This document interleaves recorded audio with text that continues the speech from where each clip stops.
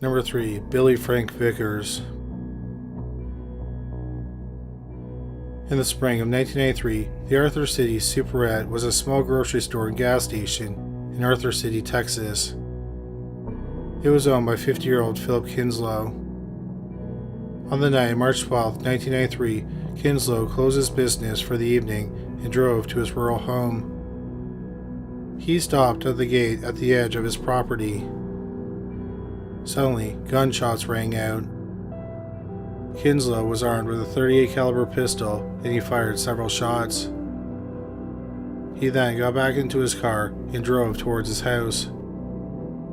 But he crashed into a tree.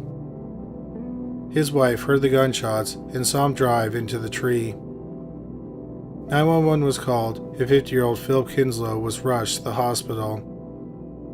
But sadly, he died shortly after arriving. He had been shot once in the chest and twice in the right arm.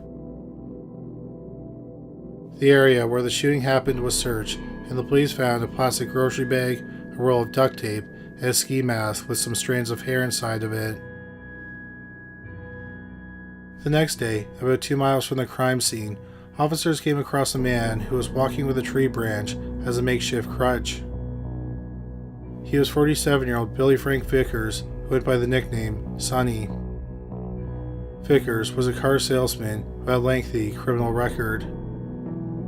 He was first arrested 26 years earlier for burglary. He had been sentenced to 2.5 years of prison. In December 1980, Vickers was arrested on 2 counts of felony possession of a firearm. He was sentenced to 7 years in prison. He served less than 4. In October 1988, Vickers and several other men were arrested for being in possession of over 5 pounds of marijuana. In November 1988, Vickers was arrested for theft over $750. In April 1990, he was arrested for setting a restaurant on fire twice, once in July 1984 and again in May 1985. Vickers had been paid to set the fires by the restaurant's owner in an insurance scam. On August 30th, 1989, 36-year-old Jerry Lee Ronson was found shot to death in his home in Paris, Texas. It's believed that James Monroe Kent III was hired to be a hitman by Ronson's 38-year-old wife, Patricia Ronson Steinbeck. Vickers was somehow involved in the conspiracy to commit murder, but his involvement was never clearly explained. What is known is that he was friends with James Kent, the alleged shooter. When Vickers was arrested in October 1988 for possession of marijuana, Kent was one of the men who was arrested with him. Vickers ended up working with the Texas Rangers so he wouldn't face any charges regarding the murder. Also, he would face reduced charges regarding the arsons. Vickers wore a wire and recorded Steinbeck and Kent talking about the murder. In December 1990, 15 months after the murder, Steinbeck and Kent were both arrested. In the spring of 1991, they both pleaded guilty and they were both sentenced to life in prison. For the arson fires, Vickers was sentenced to 5 years in prison. It's unclear how long he served, but he was out of prison by March 1993. After Billy Frank Vickers was found hobbling close to where Philip Kinslow was shot, he was brought to the hospital. It turned out that he had been shot 3 times, once in the right knee and 2 times in the right thigh. Vickers was questioned about the murder of Philip Kinslow. Vickers confessed, and he said that 2 other men were involved, 51-year-old Tommy Perkins and 34-year-old Jason Martin. The 2 men were quickly arrested. Jason Martin also confessed. Using both men's confessions, the police were able to piece together what they believed happened. The men knew at the end of the day, Kinslow took the money and food stamps he earned at the store home with him. So they followed him for several days and learned his routine. On March 12th, Martin was driving and he dropped off Vickers and Perkins, who were waiting for Kinslow to get home. They were both wearing ski masks. Martin said that Perkins had a .38 caliber pistol and Vickers had a .22 caliber rifle. When Kinslow got out of the car, they demanded the money. When Kinslow pulled the bag of money out, he also pulled out a gun. They fired several shots at Kinslow, and he returned fire. Kinslow was hit twice in the right arm and once in the chest. Kinslow then got into his car. The men never got the money, which was over $10,000. Martin said that when he heard the gunshots, he took off in the car, leaving Vickers and Perkins behind. He later learned that Kinslow had been shot to death. The morning after the shooting, he said that Perkins woke him up. They went looking for Vickers. Martin told Perkins that Kinslow had died, but Perkins didn't believe him. He said they saw Kinslow drive away. They drove to Kinslow's store and they saw a wreath on the door. Perkins then realized that Kinslow was dead. Perkins thought that Vickers was probably dead as well because he had a bad heart. When Perkins was arrested, .22 caliber rifle bullets were found in his glove compartment. They were the same bullets that killed Kinslow. A slug was pulled from Vickers' knee. It was determined that the bullet was fired from Kinslow's gun. Also, the strands of hair found in the ski mask at the crime scene matched Vickers' hair. Tommy Perkins went to trial first in July 1993. Jason Martin agreed to testify against both of his accomplices. Perkins was convicted and he was sentenced to life in prison. Billy Frank Vickers went to trial months later in October 1993. The trial lasted about a week. There was a lot of physical evidence against him, including the bullet that was pulled from his knee and the hair in the ski mask. The jury only spent 40 minutes deliberating. He was found guilty. He was then sentenced to death. Just over 10 years later, on December 9, 2003, Vickers was scheduled to be executed. But he was given a last-minute reprieve. He was then scheduled to die on January 28, 2004. Although there was a substantial amount of evidence that Vickers killed Philip Kinslow, including his own confession, Vickers had spent the last decade claiming he was innocent. While Vickers was strapped to the gurney, he made some shocking confessions. He admitted he killed Philip Kinslow. He then said, "There were several more that I had done or had part of. I'm sorry, I'm not sure how many. There must be a dozen or 14, I believe, all total." He mentioned that there was an inmate serving a sentence for murder in Lamar County, Texas. Vickers didn't give the man's name, but he said that he was innocent. He said that the man's father committed the murder and he was there when it happened. Vickers only specifically named one person in his deathbed confession besides Philip Kinslow. He said, "One I would like to clear up is Cullen Davis, where he was charged with shooting his wife. He didn't do that." In August 1972, Cullen Davis was going through a bitter divorce with his second wife, Priscilla. Cullen is an oil man from a prominent family. It was estimated that he was worth $100 million. On August 2, 1976, Priscilla's 12-year-old daughter, Andrea, was shot execution-style in the family's mansion on the outskirts of Fort Worth, Texas. Priscilla wasn't home at the time of the murder, but when she came home, she encountered the gunman. She screamed, and her new boyfriend, 31-year-old Stan Farr, who was in the master bedroom, ran towards her. The gunman shot Priscilla and Farr. Farr, who was a former college basketball star, died from his wounds. Priscilla survived, and she said that the shooter was her 42-year-old estranged husband. Cullen Davis was arrested later that night.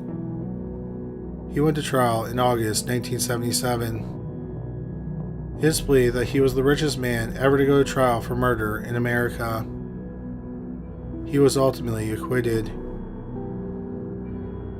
In August 1978, Cullen Davis was arrested again.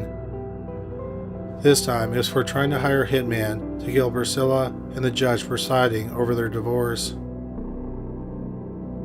The FBI learned that Cullen was looking for a hitman, so they set up a sting. They recorded him on audio and video talking to an agent posing as a hitman. The agent also accepted $25,000 from Cullen, and he gave Cullen a gun with a silencer. He was arrested shortly after the exchange of the money and the gun. In November 1979, Cullen was again acquitted of all charges. Both of Cullen's trials were big news in Texas and around the country. Figures then said, "And all these were nothing personal, it was just something I did to make a living. I wish to say to my family, I'm sorry for all the grief I put you through. I love you all, that's all I have to say." 6 minutes later, 58-year-old Billy Frank Vickers was pronounced dead. The district attorney was asked if he believed that Vickers committed other murders. He said he wouldn't put much stock into Vickers' deathbed confessions. He thinks it was just Vickers' way of screwing with the system one last time before he died. It's been 17 years since Billy Frank Vickers was executed. During that time, he has not been connected to any other murders. Number 2. Jason Massey.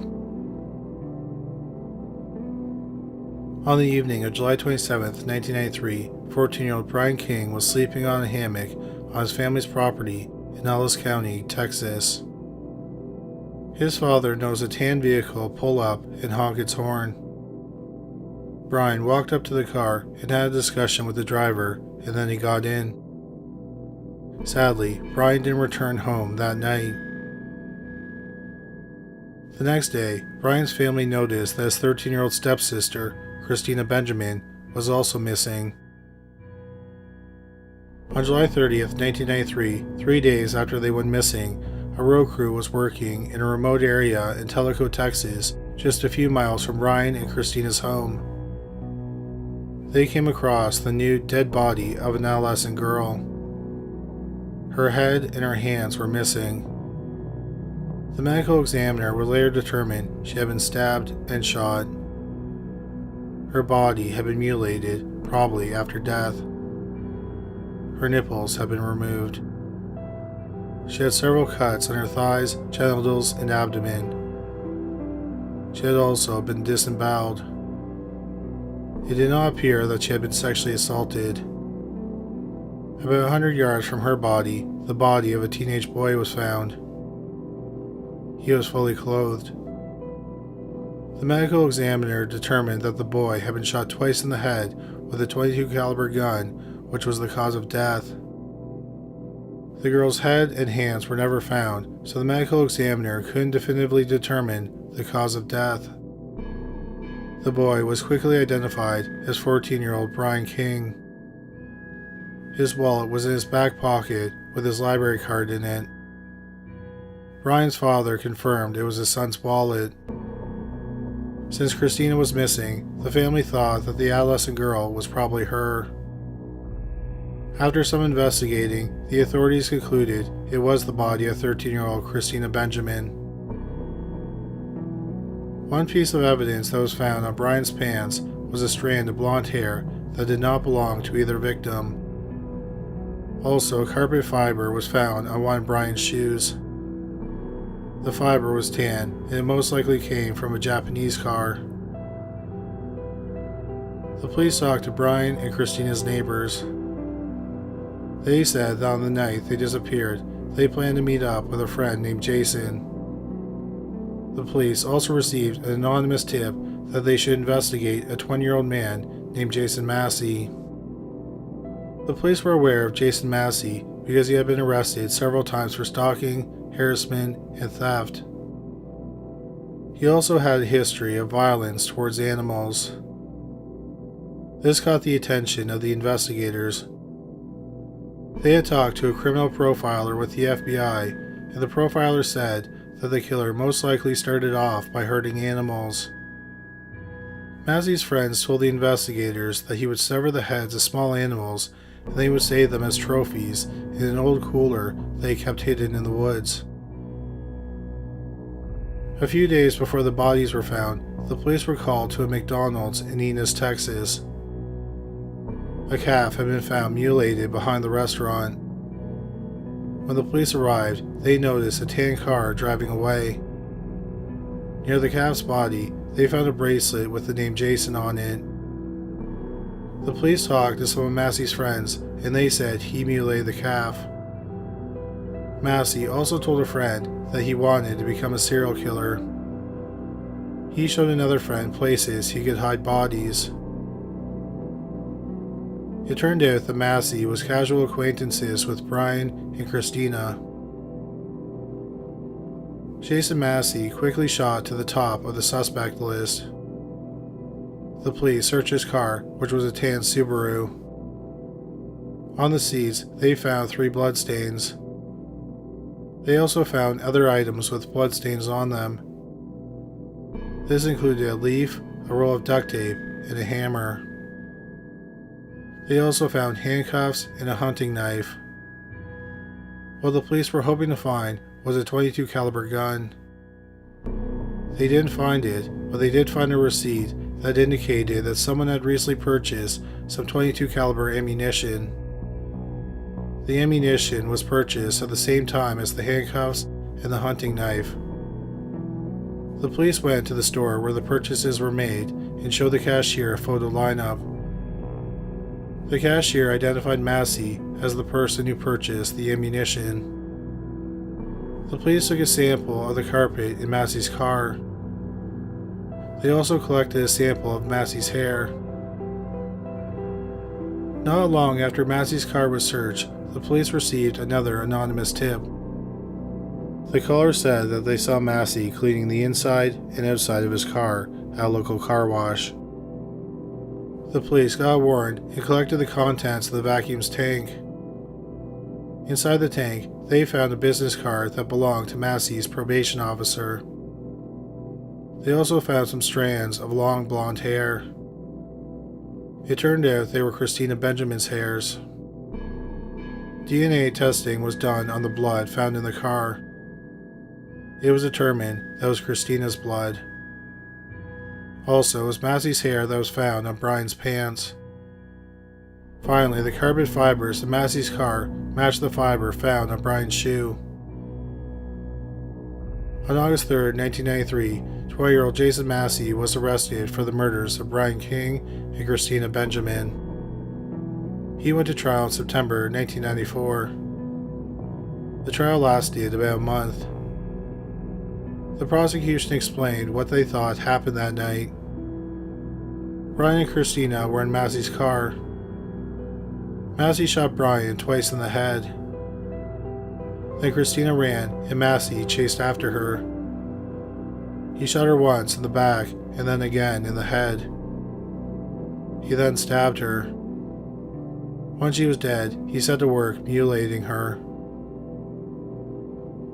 The jury deliberated for 3 hours. Jason Massey was ultimately found guilty. It turned out that a hunter had found a cooler in the woods.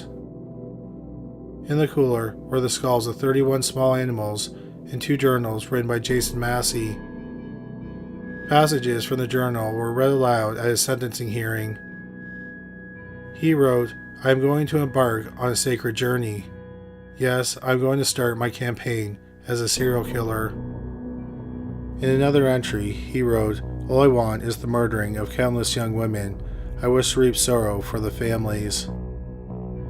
He also wrote about his obsessions with Ted Bundy and Charles Manson. The jury deliberated for 15 minutes. Then they sentenced 21-year-old Jason Massey to death. On April 3, 2001, less than 7 years after Massey was condemned to death, he was brought into the gas chamber. He addressed the family of his victims. He said, "I can't imagine what I've taken from you. I want you to know I did do it. I'm sorry for what I have done. I want you to know that Christina did not suffer as much as you think she did. He then addressed the fact that Christina's head and hands were never found. He said, "I know you guys want to know where the rest of her remains are. I put her remains in the Trinity River." The Trinity River is a short distance from where the bodies were found. Massey then apologized to his family. He also said that God had changed his life and that Jesus was the Lord. Finally he said, "Tonight I dance on the streets of gold. Let those without sin cast the first stone." 28-year-old Jason Massey was pronounced dead at 6:20 p.m. Even though Massey confessed what he did with Christina's body parts, they have never been found. Number 1. Luis Salazar. On October 11, 1997, 28-year-old Martha Sanchez was sleeping in her home in San Antonio, Texas. Her 2-year-old daughter was sleeping in the same bed as her. In a crib in the same room was her 6-month-old son. Her 10-year-old son, Eric, was sleeping in his own room. Martha's husband was working an overnight shift. While the family slept, a man entered through an unlocked window. He made his way to the master bedroom and attempted to sexually assault Martha. She started screaming. Then the man stabbed her multiple times in the chest. The screams woke up 10-year-old Eric. He rushed to his mother's bedroom. He tried to wrestle the knife away from the attacker, and he was stabbed in the chest. His mother told him to run and get help. Bleeding from the chest, Eric got out of the house and started pounding on the doors of his neighbors' homes. Finally, one of them opened the door.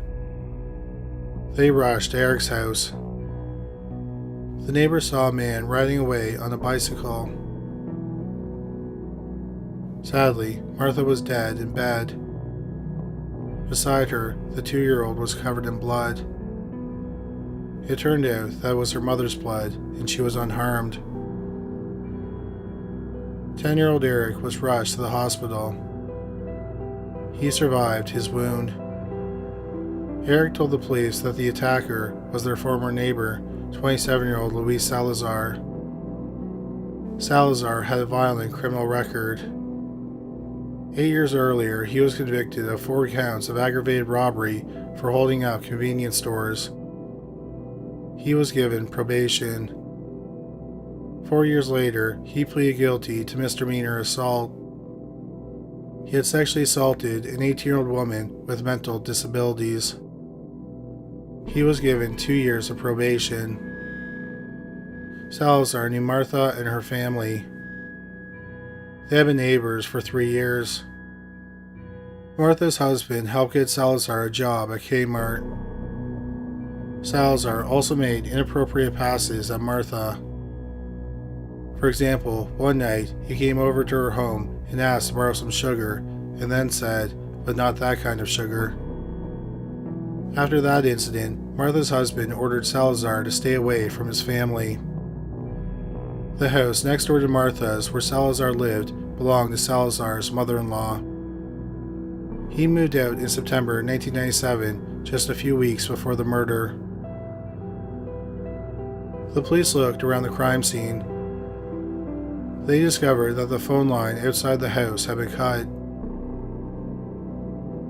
A few hours after the attack, Luis Salazar turned himself in. Salazar went to trial a year later, in October 1998. Eric testified against Salazar, and he showed his scars to the jury. Salazar testified on his own behalf. He said that on the night of the murder, he had been drinking and doing drugs at a friend's home. He decided to go to his mother-in-law's home, where he occasionally crashed. But in his haze, he mixed up Martha's home with his mother-in-law's home. He didn't have a key to his mother-in-law's home, so he climbed in through a window. He thought that Martha was an intruder, so he picked up a knife and he attacked her. He felt someone grab his arm, so he stabbed that person as well. When Martha yelled, "Run, Eric," he realized that he was in the wrong house, so he fled. Salazar said he didn't cut the phone line. He admitted that he had been sexually attracted to Martha, but he didn't try to rape her. The jury didn't believe Salazar's story. He was found guilty and he was sentenced to death.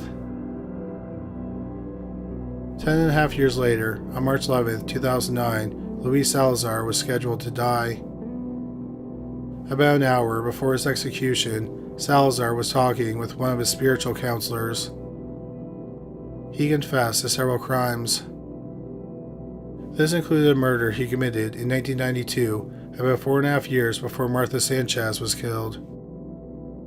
On Easter weekend, he had stabbed a female clerk to death during a convenience store robbery in San Antonio.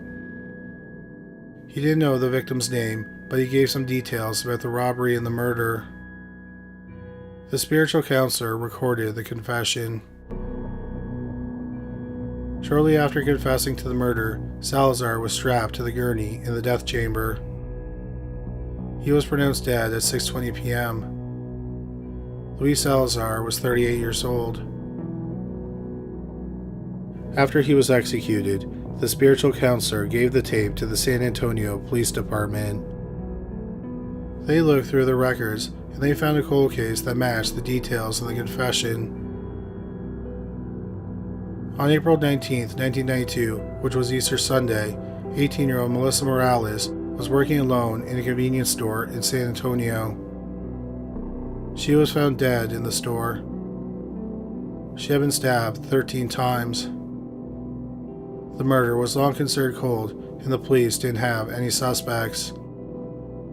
There were details in Salazar's confession that only the killer would have known. After investigating the confession, the police are sure Salazar was telling the truth and he killed Morales. Salazar had never been considered a suspect, and had he not confessed, he probably would have never been linked to the crime. After 17 years, the police consider Melissa Morales' murder case closed. Number 3. Anton Godfrey. In the summer of 2015, 43-year-old Anton Godfrey lived with his wife in the village of Riverdale, Illinois. Riverdale borders Chicago. Anton owned and operated Living Waters Funeral Services. He was known as a funeral director who did things on the cheap and only took cash. But several people had problems with him. One woman sued him in 2012 because he failed to provide a tombstone after her mother's funeral in December 2011. Several other people complained that they had paid Anton for a grave marker but didn't receive them. Other allegations were much more serious. In March 2013, 50-year-old Bridget Godfrey died of an asthma attack. Bridget was Anton's aunt. Her church paid Anton for the funeral services and her cremation, but he never handed over the ashes. Once again, Bridget's family was not the only one who didn't receive the remains of their loved ones. During his career, Anton rented rooms in different funeral homes throughout the Chicago area. His last lease was terminated because he didn't have a business license. On August 28, 2015, 43-year-old Anton Godfrey was working on some funeral arrangements. Suddenly, he had a massive heart attack. He died the next day. About 2 weeks later, Godfrey's widow was cleaning at the garage when she made a horrifying discovery. It was a human body. She immediately called the police. The police searched the garage. It turned out that when Anton's lease was terminated at the last funeral home, he started doing embalming in his garage. Besides embalming tools, they made a lot of gruesome discoveries in the garage. They found 4 bodies, a bag of human organs, and human ashes. In the yard, there were 5 headstones. The bodies were all supposed to be buried or cremated. After the gruesome discovery, more shocking things were found out about Anton Godfrey. He He had several run-ins with the law regarding his business. In 2011, he was disciplined for improperly filing death certificates. Then, over the next several years, he was given several cease and desist orders to stop performing funerals. In August 2013, he was given a cease and desist order and fined $10,000 for unlicensed practice of funeral directing and embalming. During his career as a funeral director, Anton handled 30 funerals, but he had never been licensed to be a funeral director. After the state of Illinois police issued the last cease and desist order, they did not collect the fine or make sure Anton had stopped performing funerals. The families of the bodies found in the garage were deeply upset by the news.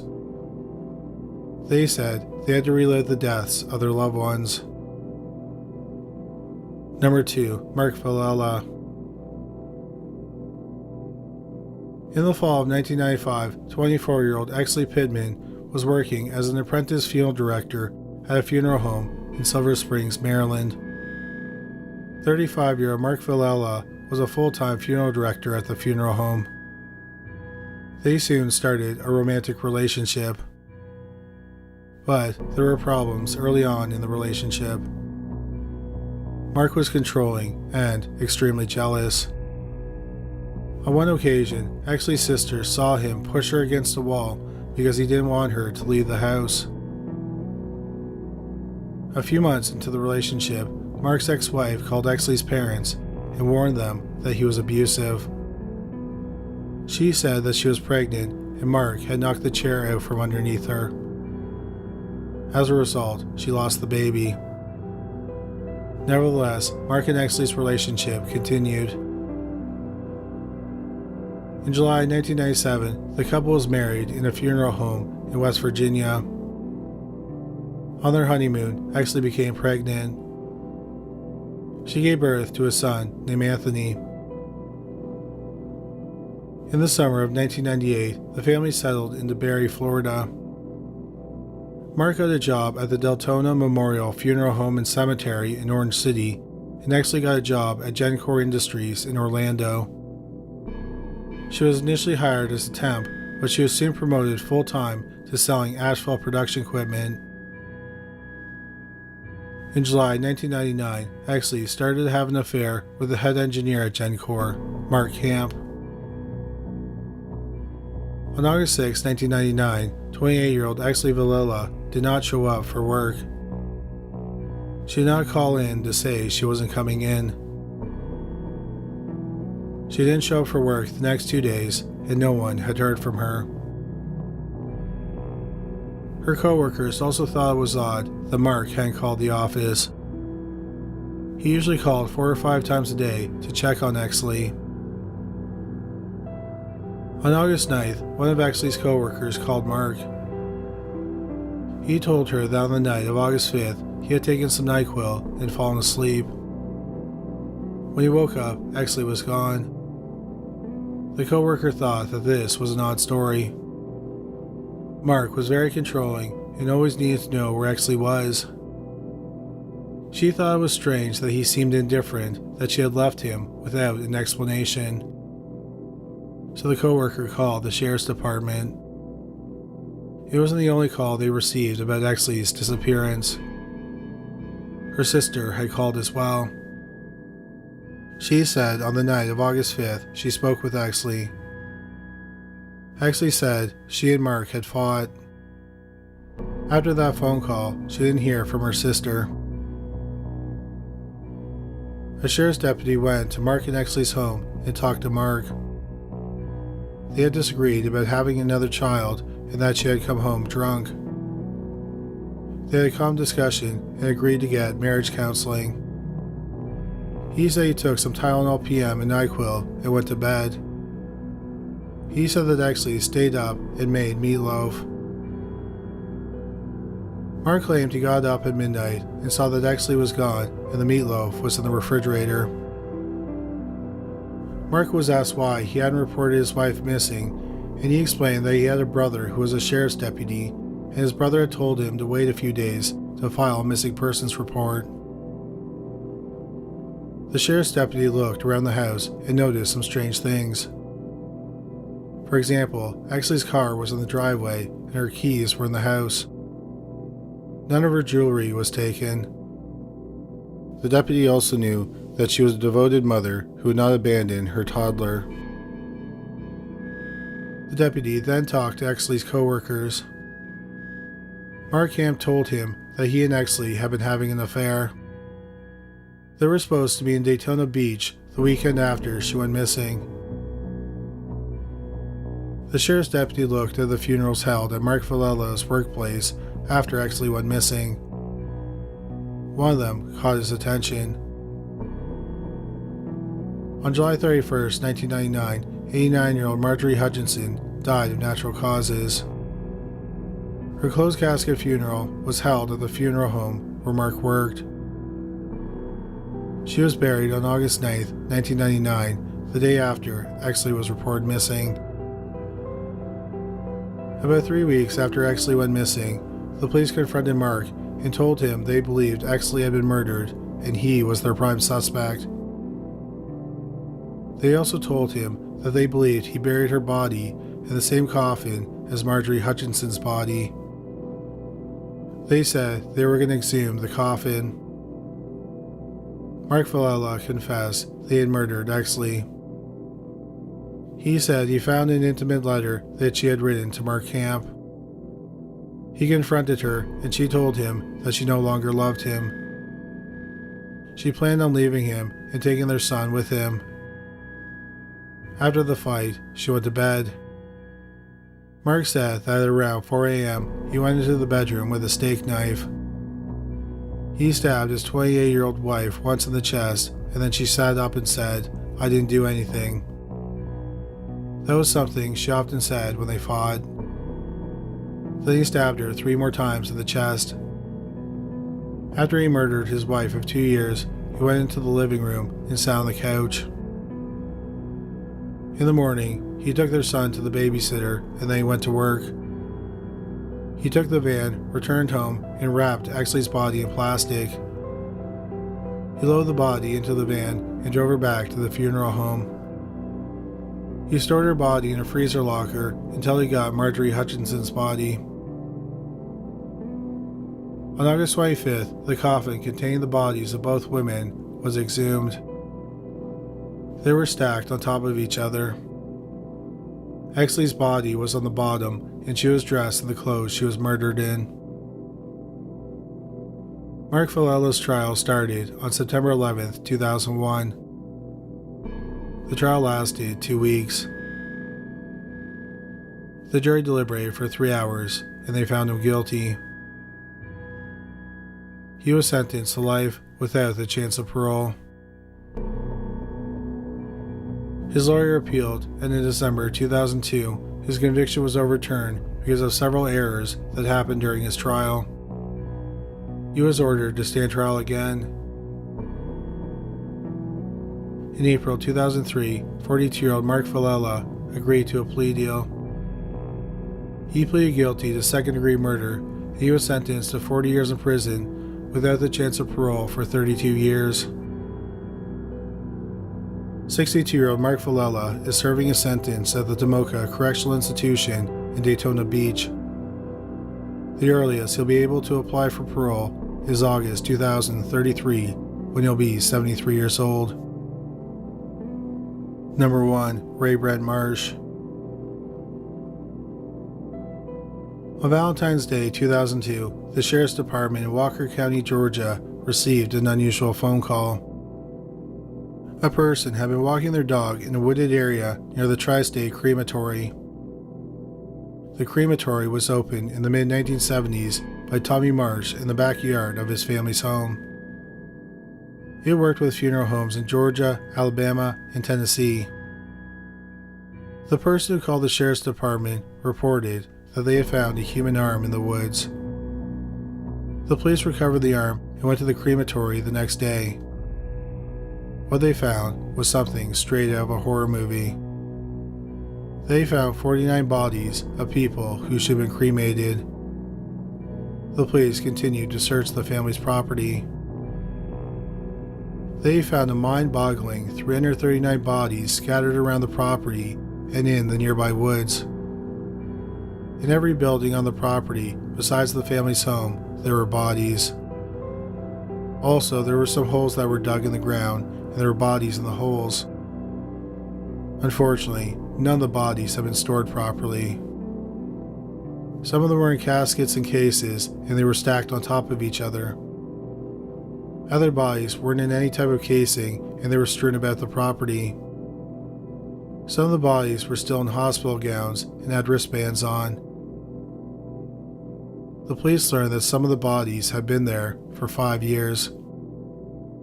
Because some of the bodies were years old, they were all different states of decomposition. It turned out that when the police went to the crematory in February 2002, it wasn't the first time that the authorities heard that something odd was going on there. 20 months earlier, in October 2000, a gas man called the sheriff's department because he had seen dead bodies on the property. Then, 13 months after that, an anonymous tip came into the Environmental Protection Agency that there were bodies in the woods surrounding the Marshes property. Supposedly, they did an investigation but didn't find anything. So, what exactly happened? In 1996, Tommy Marsh, the crematory's owner and operator, fell ill. At the time, his son, Ray Brent Marsh, was attending the University of Tennessee on a football scholarship. He was on the starting line of the football team, and he planned on majoring in business management. But, unfortunately, he had to leave college to run the family business. Ray supposedly got mercury poisoning from cremating the bodies, and his lawyer said this made it seem like he was living in a fog. The police believe that Ray never wanted to work in the family business. Then he fell behind and things snowballed until it was out of control. Instead of giving families the ashes of their loved ones, he gave them dust and random ashes left over from other cremations. Of the 339 bodies that were found, only 226 were identified. Ray was charged with 787 felony charges, including 178 counts of abusing a corpse and 439 counts of theft. He was looking at a possible sentence of 8,000 years in prison, but a plea deal was struck. In November 2004, Ray pleaded guilty to over 700 counts, and he was sentenced to 12 years in prison. He served his sentence, and he was released in June 2016. In February 2002, several news outlets did a story about the 20th anniversary of the discovery of the bodies. The sheriff said that Ray Marsh had re-entered the community and he was doing well. The sheriff said he had done his time and he was ready to move on with his life. Number 3. Timothy Fountain. On August 4th, 2007, just after noon, a delivery man arrived at Maggie's Food Store, which was a convenience store in Chicago, Illinois. In a pool of blood on the floor, he found the dead body of an older man. He ran out of the store and called the police. Officers arrived at the store and they found the man's body. He was identified as 75-year-old Nicholas Guerrero. Guerrero was a father and grandfather. He had 15 grandchildren. He had been shot to death. Guerrero had lived next to the store. He came into the store regularly to talk to the clerk, 37-year-old Graciela Rodriguez. The officers looked around the store, and in the back room, they found Rodriguez's dead body. The cash register was empty. So the police quickly concluded that Rodriguez and Guerrero were killed during the commission of a robbery. It turned out that the store had a surveillance camera and it recorded the robbery. A man came in and purchased 2 lottery tickets. He then pulled out a gun. He took the cash from the register and then led Rodriguez to the back room, which was off camera, where he shot her in the head. The man tried to steal the surveillance tape, but he ended up grabbing the wrong one. The store had a system that the camera would start recording on a second tape later that day. The killer stole the tape that was supposed to start recording later. He left behind the one that recorded the robbery. After leaving the back room, the killer encountered 75-year-old Nicholas Guerrero. There was a struggle, and the gunman shot him in the head as well. The killer then left the store. He got away with about $500 and some cigarettes. The problem with the video was that it was too grainy to see the killer's face. A teenager was in the store shortly before the robbery, and he believed that he saw the killer.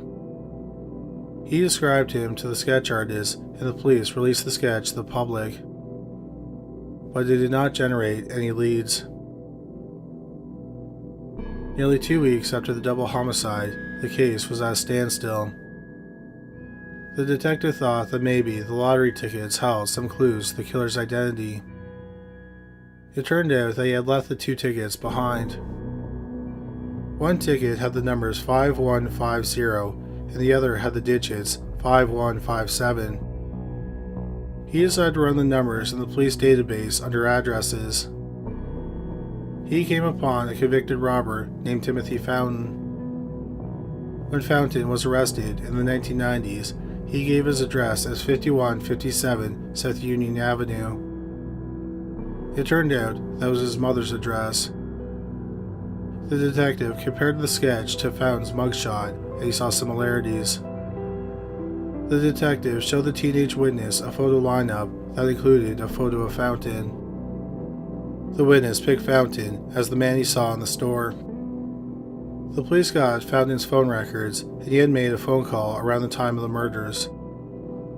The call pinged off a tower close to the crime scene. The police managed to get a sample of Fountain's DNA. It was compared to DNA found under Graciela Rodriguez's fingernails. It was a match.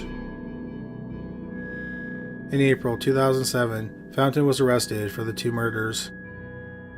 42-year-old Timothy Fountain went to trial in October 2012. He was found guilty on 2 counts of first-degree murder. He was sentenced to life without parole. The police credited the lottery ticket with helping identify Fountain. Had he not left a lottery ticket behind with his mother's house number on it, he may have never been linked to the double murder. 50-year-old Timothy Fountain is currently incarcerated at the Hill Correctional Center in Galesburg, Illinois. Number 2. Curtis Lee Watson. In 1976, 32-year-old Curtis Lee Watson got into some legal trouble because he violently kicked people out of his girlfriend's home in Washington, D.C. First, he ordered a man out of the house at gunpoint. A week later, he shot her ex-husband when he refused to leave the house. The ex-husband was injured but survived. Watson was arrested for both incidents. In June 1977, Watson was out on bail. On June 28, 1977, 19-year-old Timothy Reeves was found dead in the house. He had been shot and stabbed multiple times with a pair of scissors. Reeves and his mother had rented out part of the house. Reeves' mother had moved out on the day the body was found, and Reeves was planning on moving out on July 1st. But Watson had wanted Reeves to move out when his mother left so that they could clean up the area to rent it out to someone else. Watson was charged with Reeves' murder, even though there was no evidence connecting him to the murder. The gun was never found, and the scissors did not have Watson's fingerprints on it. There were also no witnesses to the murder. The police had concluded that since Watson had used violence against the other 2 men he wanted out of the house, he had also killed Reeves. In 1978, Curtis Watson had 1 trial for all 3 crimes. He was found guilty on all counts. He was sentenced to a total of 30 years of prison. Watson maintained that he was innocent of killing Reeves. Watson's lawyers filed 2 appeals. The appeal said that Watson going to trial for all 3 crimes at the same time confused the jurors. They said he should have had a trial for each case. The court did not agree, and his appeals were rejected. Watson served 10 years in prison. In August 1988, Curtis Watson was 44 years old. He was serving a sentence at Loren Reformatory in Loren, Virginia. At 3:50 p.m. on August 29, 1988, Watson called the Washington Post. He told a reporter that 20 minutes earlier he had escaped from prison and he was going to use his freedom to prove his innocence. After hanging up, the reporter who took the call phoned the prison. They said that no one had escaped. Then 7 hours later, the prison authorities learned that Watson was gone. He had been on a cleanup crew with little supervision. He got access to the pocketbook of a correctional officer. He grabbed her keys and drove off in her car. The authorities had no idea where he went. Months later, in April 1989, the story of Watson's escape was featured on Unsolved Mysteries. But it did not lead to his arrest. 6 years went by, and still no one knew where Curtis Watson went. Then in August 1995, a man named Carl Page contacted Jeff Baker, a reporter with the Montreal Gazette. They agreed to meet at a restaurant in Montreal, Quebec. At the restaurant, Page revealed that he was 51-year-old Curtis Watson. He had been living in Montreal since his escape from prison about 7 years earlier. During his time in Montreal, he volunteered with troubled youths, and he had even published a book of poetry. He worked for a transportation company and a refrigeration company. He also sold t-shirts that had positive messages on them. He even recently went on a local talk show to promote the t-shirts. Watson told Baker they had contacted him because he wanted to see if Baker could investigate his murder conviction and help him clear his name. After the interview, Baker did read about his case and admitted it was circumstantial. But Baker also called the U.S. Marshal Service. Baker's article about Watson appeared in the Montreal Gazette on August 15, 1995. By then, Watson had vanished. But the marshals were now on his trail. Months later, on Halloween 1995, he was arrested at a bus station in Phoenix, Arizona. In March 1996, for the escape, a year was added onto his sentence. He still had another 20 years to serve for his murder conviction. Had Watson not gone to a reporter and revealed his identity, he could have lived out the rest of his life in Montreal or another part of Canada, or possibly even the United States, and no one would have known he was a fugitive on the lam. After he was incarcerated, he continued to appeal his murder conviction. But none of his appeals were successful. Curtis Watson was released from prison in July 2018 at the age of 74. His current whereabouts are unknown. If Watson is alive today, he would be 77 years old. He has always maintained that he never killed anyone and he was wrongly convicted. Number 1. Jasper Stringa. In the spring of 1999, 16-year-old Marianne Vestra was living in the small village of De Vesteren, Netherlands. On the night of April 30th, 1999, Marianne had a night out with friends in the city of Colum.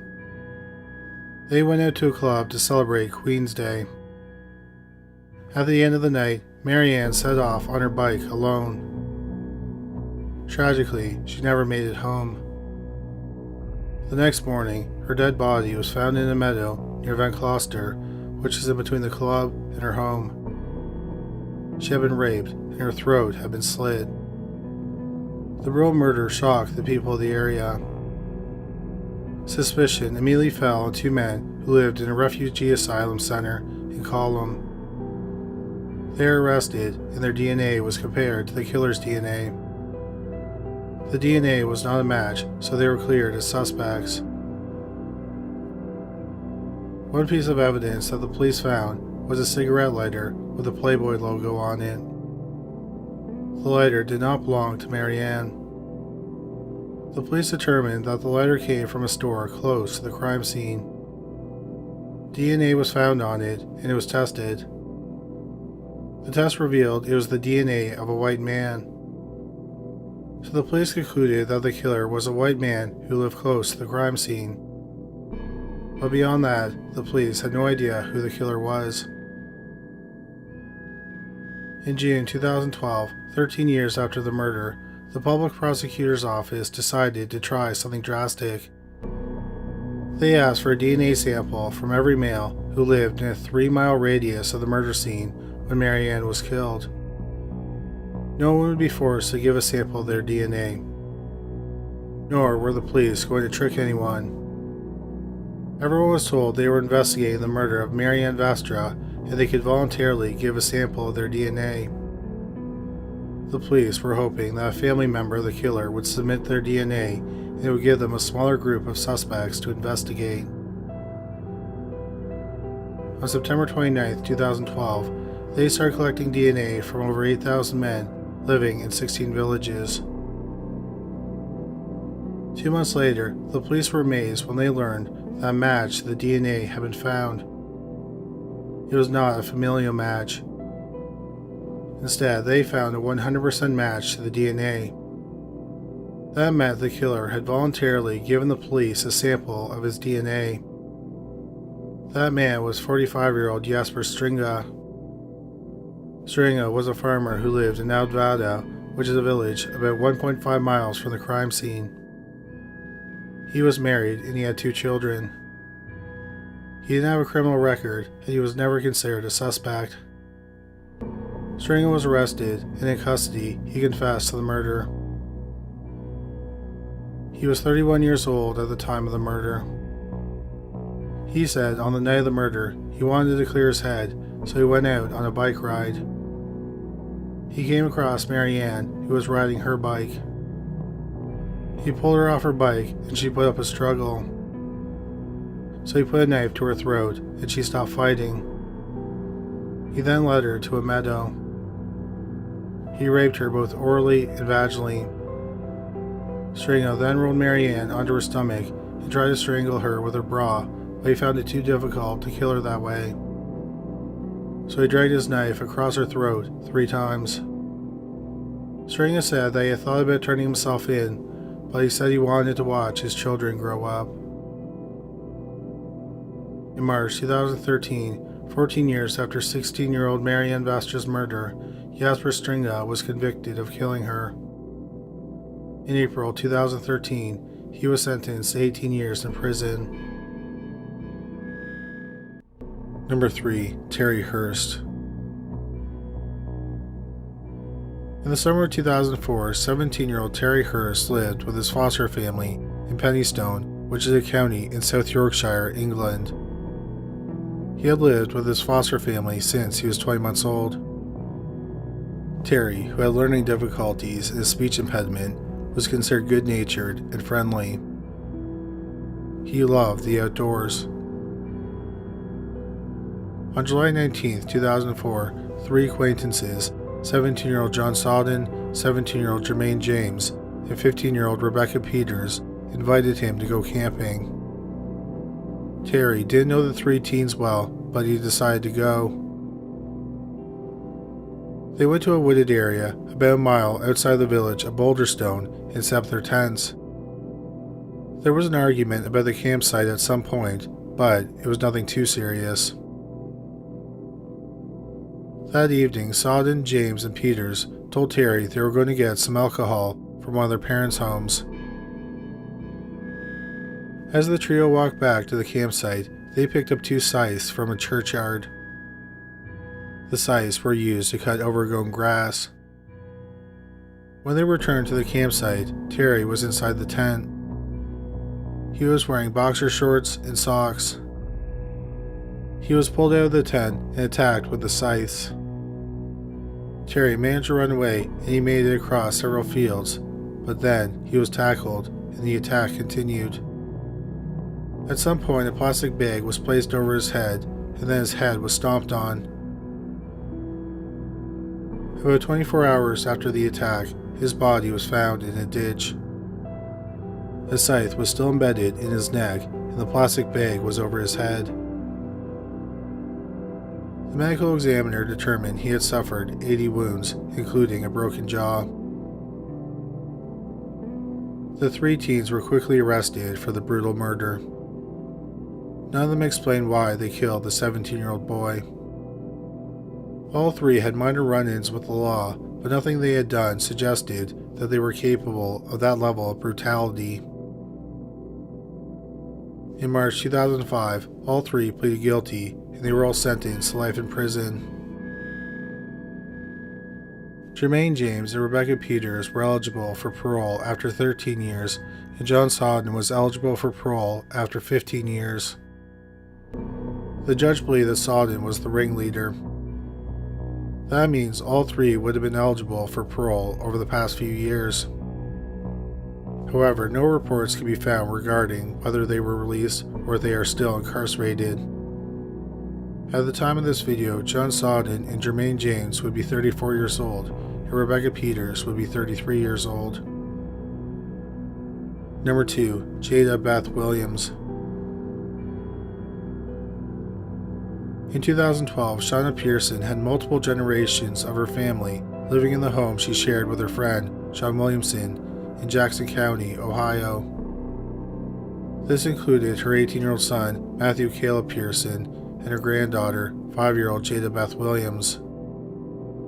It appeared that Jada and her uncle Matthew got along well, and they had a loving relationship. On the night of August 11, 2012, Shauna went out for the night. After midnight, 2 friends of Sean Williams came over to the house, Jessica Taylor and Richard James. When Taylor arrived, she noticed some blood on the floor of the front entrance, but that was soon forgotten.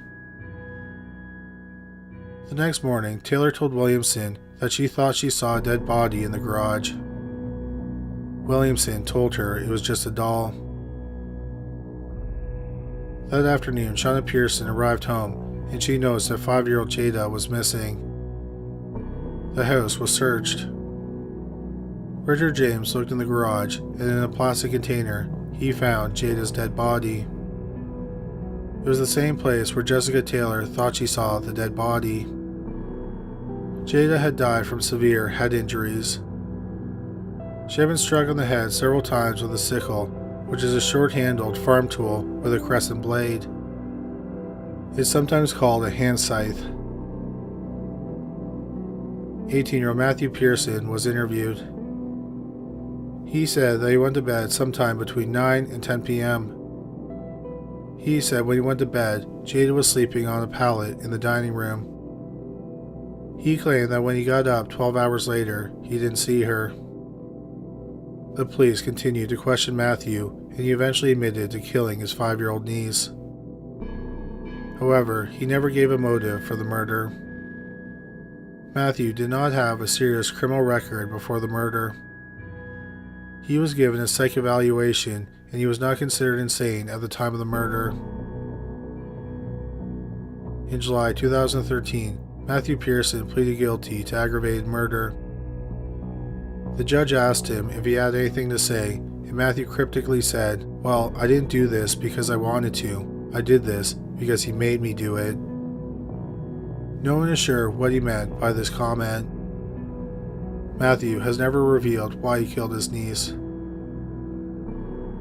At the time of this recording, 28-year-old Matthew Pearson is incarcerated at the Trumbull Correctional Institution in Warren, Ohio.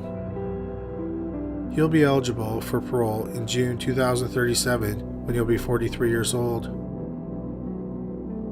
Number 1. John Simmons and Donna Fitzhugh. On July 12, 1971, 17 people were camping in California's Sierra foothills. They were camping on a sand pit called the Dog Bar, which was near the banks of the Bear River. 20-year-old Kenneth Garby and his 23-year-old wife, Elizabeth, were playing cards in their tent. Suddenly, the back of the tent was cut open. A man with a creepy smile on his face stuck his head into the tent and said, "Hello there." Kenneth warned his wife that the man had a knife. It was actually a sickle with what was described as a wickedly curved blade. Kenneth tried to grab the knife and Elizabeth ran from the tent. The man freed himself from Kenneth and then attacked him. He laughed and growled like an animal as he slashed Kenneth 10 times. Kenneth then tried to run from the tent. When he turned his back, the man ran the knife across his back. The sounds of the attack caught the attention of other people who were camping nearby. One of those campers was 29-year-old John Simmons. He had been staying in a truck camper about 20 feet from where Kenneth was attacked. Simmons grabbed his .41 caliber pistol. As the man sprinted towards Simmons, he fired 3 shots at him, but he missed each time. The man then proceeded to hack away at 29-year-old John Simmons. Once he was done, he picked up Simmons' gun and took it with him. After Elizabeth Garby fled her tent, she went to the tent where 28-year-old Donna Fitzhugh was staying with her husband, her brother, Kevin Parker, and his wife, Martha Parker, along with their 6 children. When the attack started, Donna and Martha's husbands were panning for gold. Donna grabbed a .22 caliber rifle and ran from the tent. But before she could get the safety off, the man attacked her with a sickle and cut a major artery between her neck and her shoulder. He then attacked Donna's sister-in-law, Martha Parker. He hacked at her several times. After that, the man with a sickle ran into the woods. Help was called for, and Martha Parker and Kenneth Garby were rushed to the hospital. Tragically, nothing could be done for 28-year-old Donna Fitzhugh and 29-year-old John Simmons. They were pronounced dead at the scene. Amazingly, despite their serious wounds, Martha and Kenneth survived. A massive search was conducted for the attacker. The police talked to several locals, and they thought that the killer could have been 43-year-old Clarence Otis Smith. Clarence lived in Weimar, California, an unincorporated community about 45 minutes northeast of Sacramento. It's home to a couple hundred people. Clarence's home was about 3 miles from the crime scene. The police went to interview him the morning after the murders. They noticed he had several deep cuts on his hands and his head. He said he had been carrying a glass panel door when he tripped and fell through it. The police didn't believe his story, but they didn't have any evidence that he was the killer. They told him not to go anywhere because they might have more questions for him. But 10 days after he was questioned, Clarence Smith quit his job and collected his last paycheck. Then he fled to parts unknown. A warrant for his arrest was issued and a massive manhunt was launched. After he left, the police searched his property. They found John Simmons' gun and the sickle, which still had blood on it. While Clarence was on the lam, the police learned about his life. Months earlier, 43-year-old Clarence Otis Smith had lived with his 34-year-old wife, Georgina, their 2 children, and Georgina's 2 children from a previous marriage. Clarence had worked as a trash collector, and his co-workers used to think he was a regular guy. He smoked, he drank, and he swore. But then they started to notice that earlier that year, he started acting strangely. That year, a male-ordained minister named Everett T. Richardson moved in with Clarence and his family. It's not clear how Richardson became acquainted with Clarence. Richardson was an unusual figure who preached while wearing a black suit, white shirt, and black hat. After Richardson moved in, Clarence started to act even more strangely. After Richardson moved in with the family, he and Clarence made plans to convert part of the family's house into a chapel. But according to Richardson, there were problems. The house was plagued with demons. He claimed he had seen demons 34 times in the house. To keep the demons out, aluminum foil was placed around the windows and Georgina prayed. Richardson also said that Clarence's 15-year-old stepdaughter, Mary, had become possessed by demons. Richardson and 2 other ministers performed an exorcism on her. Mary ended up moving out shortly afterward. After the attempted exorcism, Richardson started going on trips with Georgina to spread his message. Clarence was upset that his wife was on the road with another man. Then, on June 25, 1971, tragedy struck. Clarence was driving his garbage truck and his 8-year-old stepson, Donald, was in the passenger seat. Clarence was attempting to park on the shoulder of the highway, but he miscalculated and the truck rolled down the embankment. Donald was thrown from the truck and killed. When the accident happened, his mother was on the road with the preacher. Clarence was devastated by the accident. Just days after the funeral, he snapped and kicked Georgina, Richardson, and the children out of the house. The 4 of them settled in a motel in Sacramento, but they had a problem. They didn't have any money. So Richardson and Georgina would sneak back into the house and steal things to pawn. On July 12, 1971, Richardson, Georgina, and the 2 kids went back to the house. Clarence threatened them with a knife. Clarence told them to leave because he had something to do and he didn't want them around when he did it. They took his threat as real and they left. Later that night, the campers were attacked. It turned out that Clarence realized that things from his house had been stolen, but he didn't think that Richardson and Georgina had stolen them. Instead, he thought it was the campers. Clarence was found in Mexico City, Mexico, in the first week of August 1971. On August 6, he was handed over to the FBI. He was eventually extradited to California, where he was charged with 2 counts of murder and assault and mayhem. He pleaded not guilty and not guilty by reason of insanity. Clarence Smith went to trial in January 1972. He testified that demons harassed him. 2 of his friends testified, and they said that on the days before the murders, Clarence talked about getting revenge on the hippies for stealing his belongings. The trial lasted 12 days. Then the jury deliberated 20 hours over 2 days. He was found guilty of first-degree murder in the death of Donna Fitzhugh and second-degree murder in the death of John Simmons.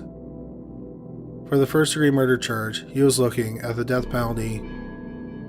However, he was sentenced to life in prison for both murders. Smith spent the rest of his life in prison. He died in 2008 at the age of 80. Number 3. Andrew DeVere. On January 9, 1986, the police in Honolulu, Hawaii, were called to the apartment of 37-year-old Raymond Boyer. His body had been found rolled up in a rug. It was clear he had been dead at least a week. The medical examiner determined that the cause of death was blunt force trauma to the head. The police found a bloody claw-toothed hammer in the apartment. It was determined to be the murder weapon. The police learned that Boyer had an on-again, off-again relationship with a male sex worker who was 17 years younger than him, 20-year-old Andrew DeVere. In 1984, DeVere lived with Boyer. He lived with him again in the lead-up to Christmas 1985. Both DeVere and Boyer were involved in Honolulu's drug scene. DeVere was brought in for questioning and he initially denied committing the murder. But then he broke down and confessed. He had several reasons for why he killed Boyer. For example, he would make him beg for drugs. DeVere also claimed that Boyer supposedly was killing one of his friends by supplying him with drugs. DeVere also said that Boyer would humiliate him in front of people. he had developed a really degrading way of humiliating him. He would fart in his face. In late December 1985, DeVere decided he had suffered enough and he was going to kill Boyer. He tried to find a gun, but he couldn't. So he decided to use the hammer. On New Year's Day, at about noon, Boyer was sleeping. DeVere told the police that he picked up the hammer. He said, "I wasn't mad at him at the time that I did it, but I knew I had to do it because, later on, I knew that I would forget how he treated me." He then struck him 5 times on the head with the hammer. Andrew DeVere went to trial in December 1986. The jury deliberated for 90 minutes before finding him guilty. He was sentenced to life with a chance of parole. Andrew DeVere was released in 2007 after serving 21 years in prison. After he was released, he moved to the mainland and married a woman. In 2014, the British tabloid, the Daily Mail, published a story about the murder. They claim that Raymond Boyer sold President Barack Obama and his friends marijuana when they attended a private high school in Honolulu.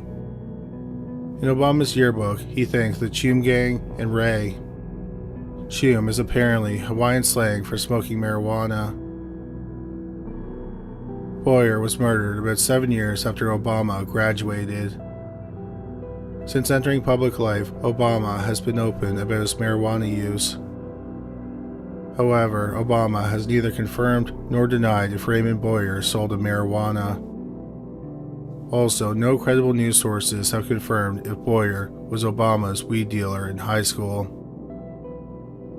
Number 2. The death of Shakira Dorsey. In the fall of 2012, Shakira Dorsey was 16 years old, and she lived in Warrensville Heights, Ohio. She was in the 11th grade, and she was a member of her school's softball team. On the night of October 3, 2012, Shakira was confronted by another 16-year-old girl in her apartment complex. The other girl had passed gas, and Shakira had teased her about it. The two girls started throwing punches. Shakira quit fighting, but the other girl wasn't finished. Shakira fell to the ground. The other girl climbed on top of Shakira and kept striking her in the face. Several adults, including Shakira's stepfather, watched the two girls fight for several minutes. Then Shakira's stepfather stepped in and broke up the fight. Shakira was breathing heavily and started pacing. Suddenly, she collapsed. 911 was called and Shakira was rushed to the hospital. Tragically, 16-year-old Shakira Dorsey was pronounced dead at the hospital. The 16-year-old girl whom she fought with, who was never identified, was charged with murder. An autopsy revealed that Shakira had died of a heart attack. The last news article about the case was published in January 2013. The prosecution contended that the fight caused Shakira's heart attack. The defense argued that a pre-existing heart condition caused Shakira's heart attack. What happened to the girl who was charged with murder is unknown. But many people thought this was a tragic and senseless death that was caused because the girl had been teased for farting. Number 1. Mark Higgins. On January 15, 2011, 21-year-old Matt Walton and his roommate were hosting a party at their home in Bristol, Connecticut.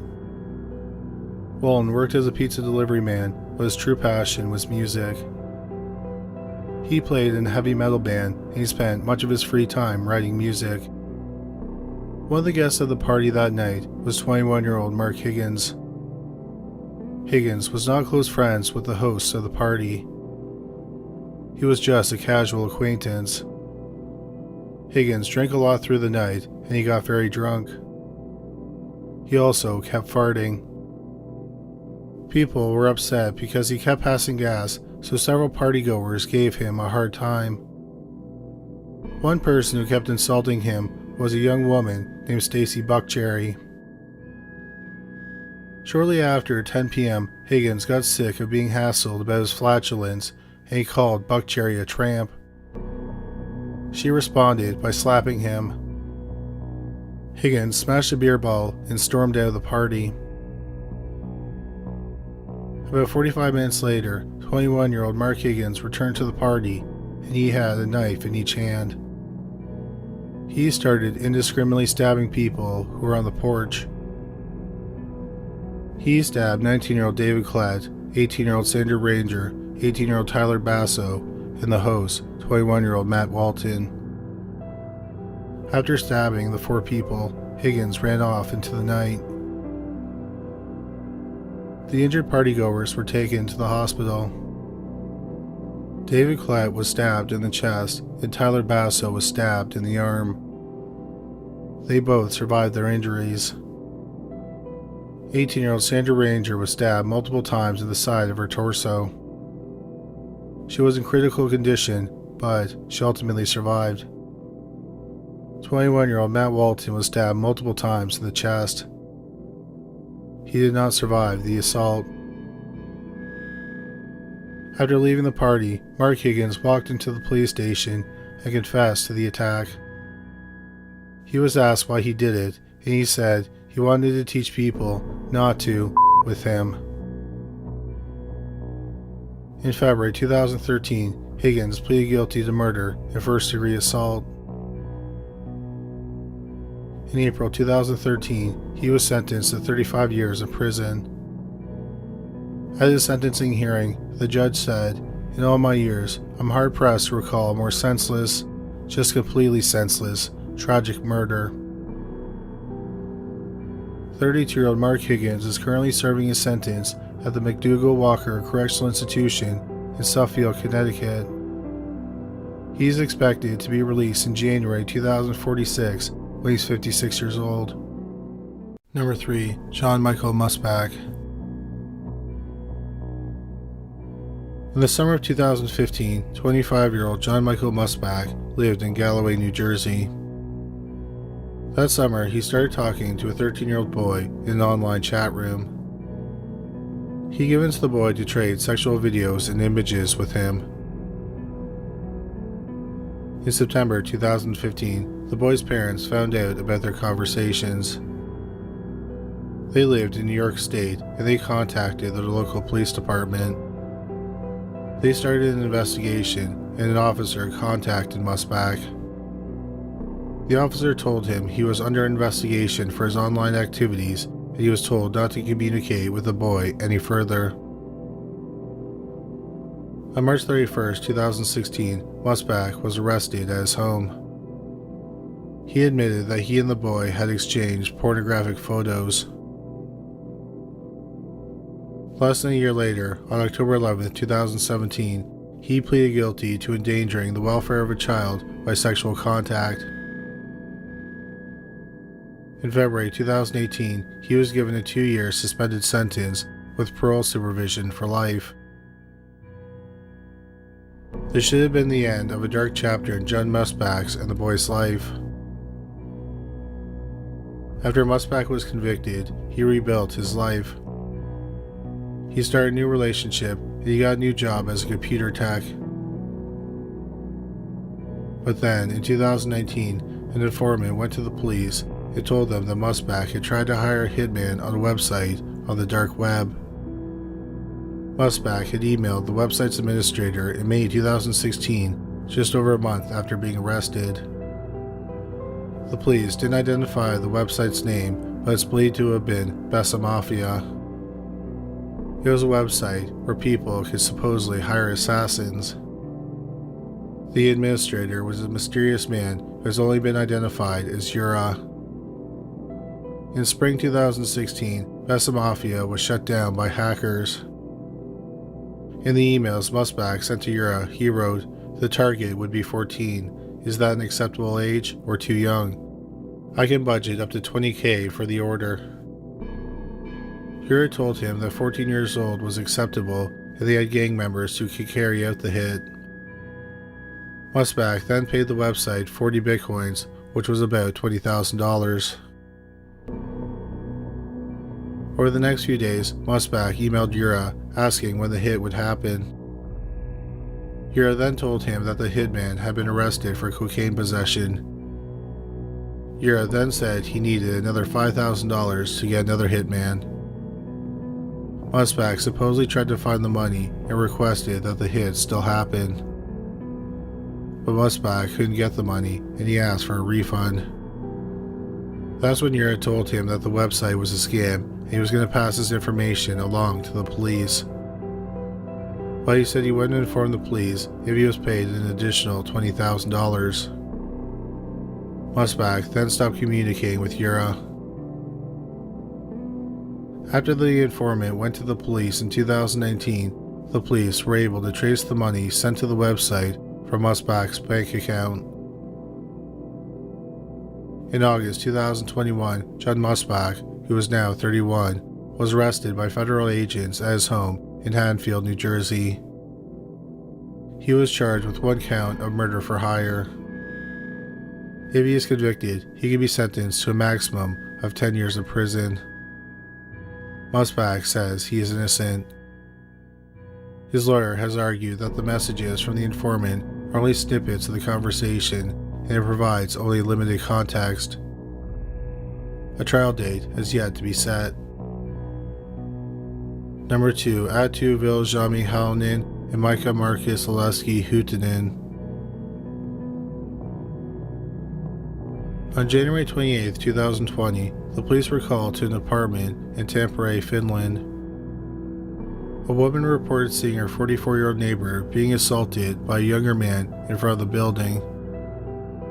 Then they went back inside the building. The police went to the area and they followed a trail of blood to a locked apartment door. They managed to get inside the apartment and they found the dead body of the 44-year-old man. He had been stabbed at least 40 times. The police never publicly revealed his name. What is known is that he was a successful car salesman. The man was engaged to be married. He had previously been married and he had a son from that marriage. The man also had a problem with alcohol. The police were unsure who would want to kill the man and why. The police looked in his apartment and they found a bag with a gun inside of it. Also in the bag was a sticker for bananas. This sticker contained the name of the store where they were purchased from, the date they were sold, the weight, and the price. The bananas came from a grocery store in Jyväskylä, a city about 100 miles away from Tampere. The police learned that 7 bunches of bananas for that price had been purchased that day. They reviewed the footage and discovered that only 1 bunch of bananas had a sticker attached to it. The police then tracked down the person who purchased the bananas. He was 19-year-old Micah Marcus Oleski Huhtinen. The police arrested Huhtinen and he admitted to killing the man. He said he had only planned on robbing him. After the arrest, the police uncovered a disturbing conspiracy. It turned out that Huhtinen had homicidal feelings. He had even told his wife that he wanted to kill people. So he decided to profit from his deadly urges. In 2019, he posted an ad on the dark web offering his services as a hitman. He was then contacted by a 20-year-old man named Atu Viljami Halonen. Halonen wanted his father dead. He would pay 250 euros up front and then pay 10,000 euros after the job was completed. Huhtinen wanted proof that Halonen was who he claimed to be. So Halonen sent him a photo of his driver's license and one of his hydro bills. But Huhtinen wanted proof that he was talking to Halonen.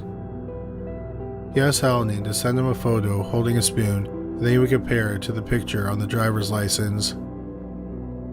Hallinan then sent him the following photo. Hoonan then believed that Hallinan was serious about killing his father.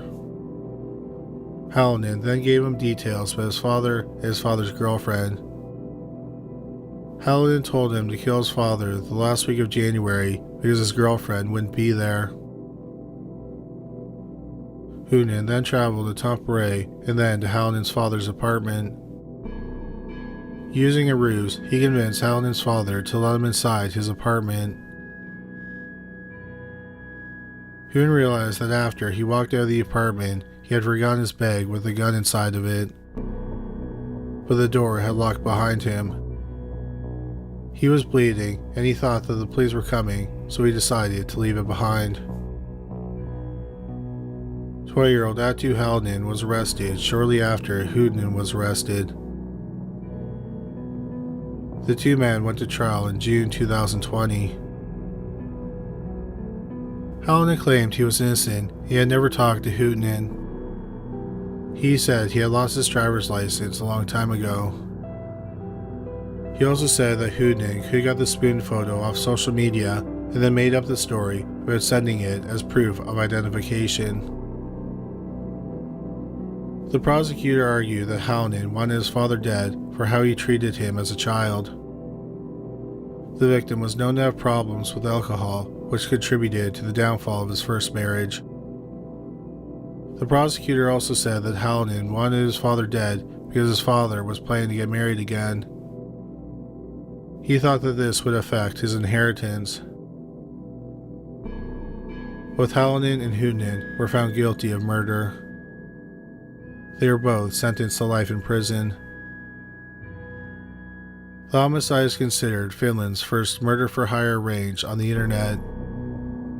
It was only the fourth conviction for murder-for-hire in the past 20 years in Finland. Number 1. Stephen Allwine. Stephen Allwine met the woman who became his wife, Amy, while they were both in Christian college. They were married in 1998. They lived in Cottage Grove, Minnesota. Eventually, the couple adopted a son. The family was members of the United Church of God. Stephen was a church elder and offered marriage counseling to church members. Stephen worked in information technology, and Amy ran a dog training business out of the family's home. In early 2016, the Allwines received a strange visit from the police. Someone using the username DogDayGod had contacted the website Messamafia on the dark web on Valentine's Day 2016. The user wanted to have Amy killed and make it look like a car accident. Apparently, DogDayGod wanted Amy dead because she believed that Amy had slept with her husband and had stolen business away from her.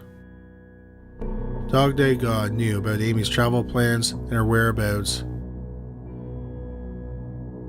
The police didn't know who DogDayGod was, but the police suggested that the Allwines step up the security at their home. So the Allwines installed cameras around their property. Then in July 2016, Amy received 2 disturbing emails from a person who identified themselves as Jane. Jane called Amy fat and accused her of stealing her husband. Jane then implied that she had Amy and her family under surveillance. Jane also threatened her family. She said that Amy could save them by killing herself. On August 10, 2016, Stephen purchased a 9mm Springfield XDS handgun. 3 months later, on November 7th, Stephen called 911. The police arrived at the Allwines' home at around 7 p.m. Stephen and his 9-year-old son were standing outside, waiting for the officers. Stephen told them they could find Amy in the master bedroom.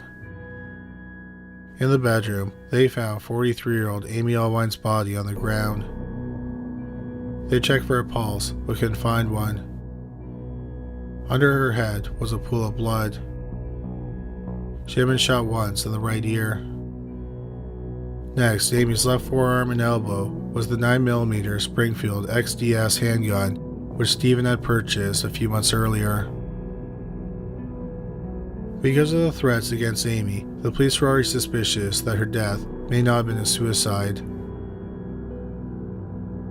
The police talked to Stephen and his son.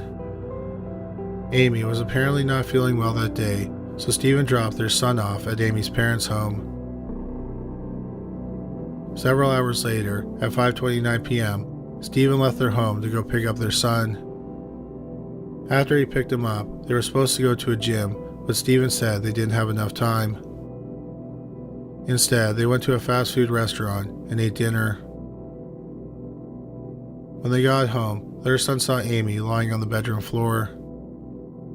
He asked Stephen why she was sleeping on the floor. Stephen said that she was probably dead, and then he called 911. The police investigated the scene, and they found that some things were off. For example, Amy was shot in the right ear, and she was right-handed.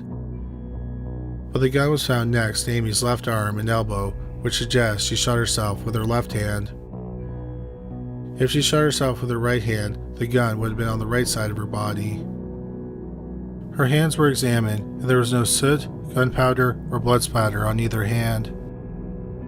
There was also no blood splatter on the bed or the nightstand next to where her body was found. There were no powder burns or signs that the gun was held against her head when it was fired. The police searched the rest of the house and found traces of Amy's blood in other rooms. This included bloody footprints between the bedroom and the kitchen that someone had attempted to clean up. There were no signs of a break-in. The police checked the Allwine security footage. The only person seen coming and going from the house was Stephen. Based on the evidence in the house, the police thought that 43-year-old Stephen might have killed his wife. The police ended up collecting 64 electronic devices from the Allwine's home. They examined the devices, and they made some shocking discoveries. It turned out that Stephen had been using the website Ashley Madison. Ashley Madison is a dating website for people who are married or who are in relationships. He had affairs with 2 women he met on the website. Stephen's church is very conservative. It is strongly against infidelity and divorce. If Stephen divorced Amy, it could have affected his position in the church. The police surmised that Stephen wanted out of his marriage, so he killed Amy. A computer forensic expert also found evidence that connected Stephen to Dog Day God. Dog Day God first contacted Besa Mafia on Valentine's Day 2016. At that same time, Stephen was at home using his MacBook Pro. He was looking at Bitcoin for the first time. The next day, Stephen looked up Amy's itinerary for a dog training convention that she was attending in Moline, Illinois. He then looked up how far Moline is from Chicago, Illinois. A couple minutes later, Dog Day God sent a message to Besa Mafia that reads, "The target will be traveling out of town to Moline, about a 3-hour drive from Chicago. What is the price in Bitcoin for a hit, and ideally, making it look like an accident?"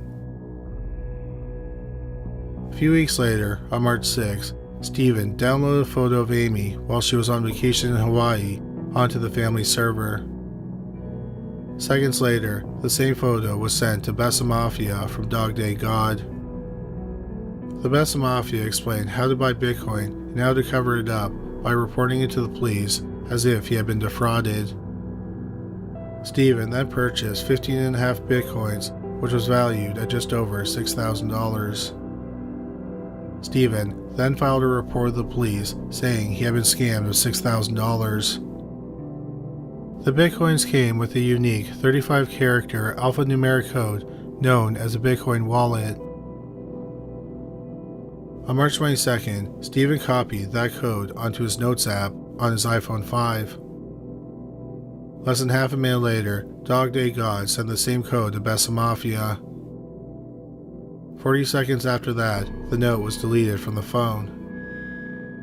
But it had actually been copied to the cloud.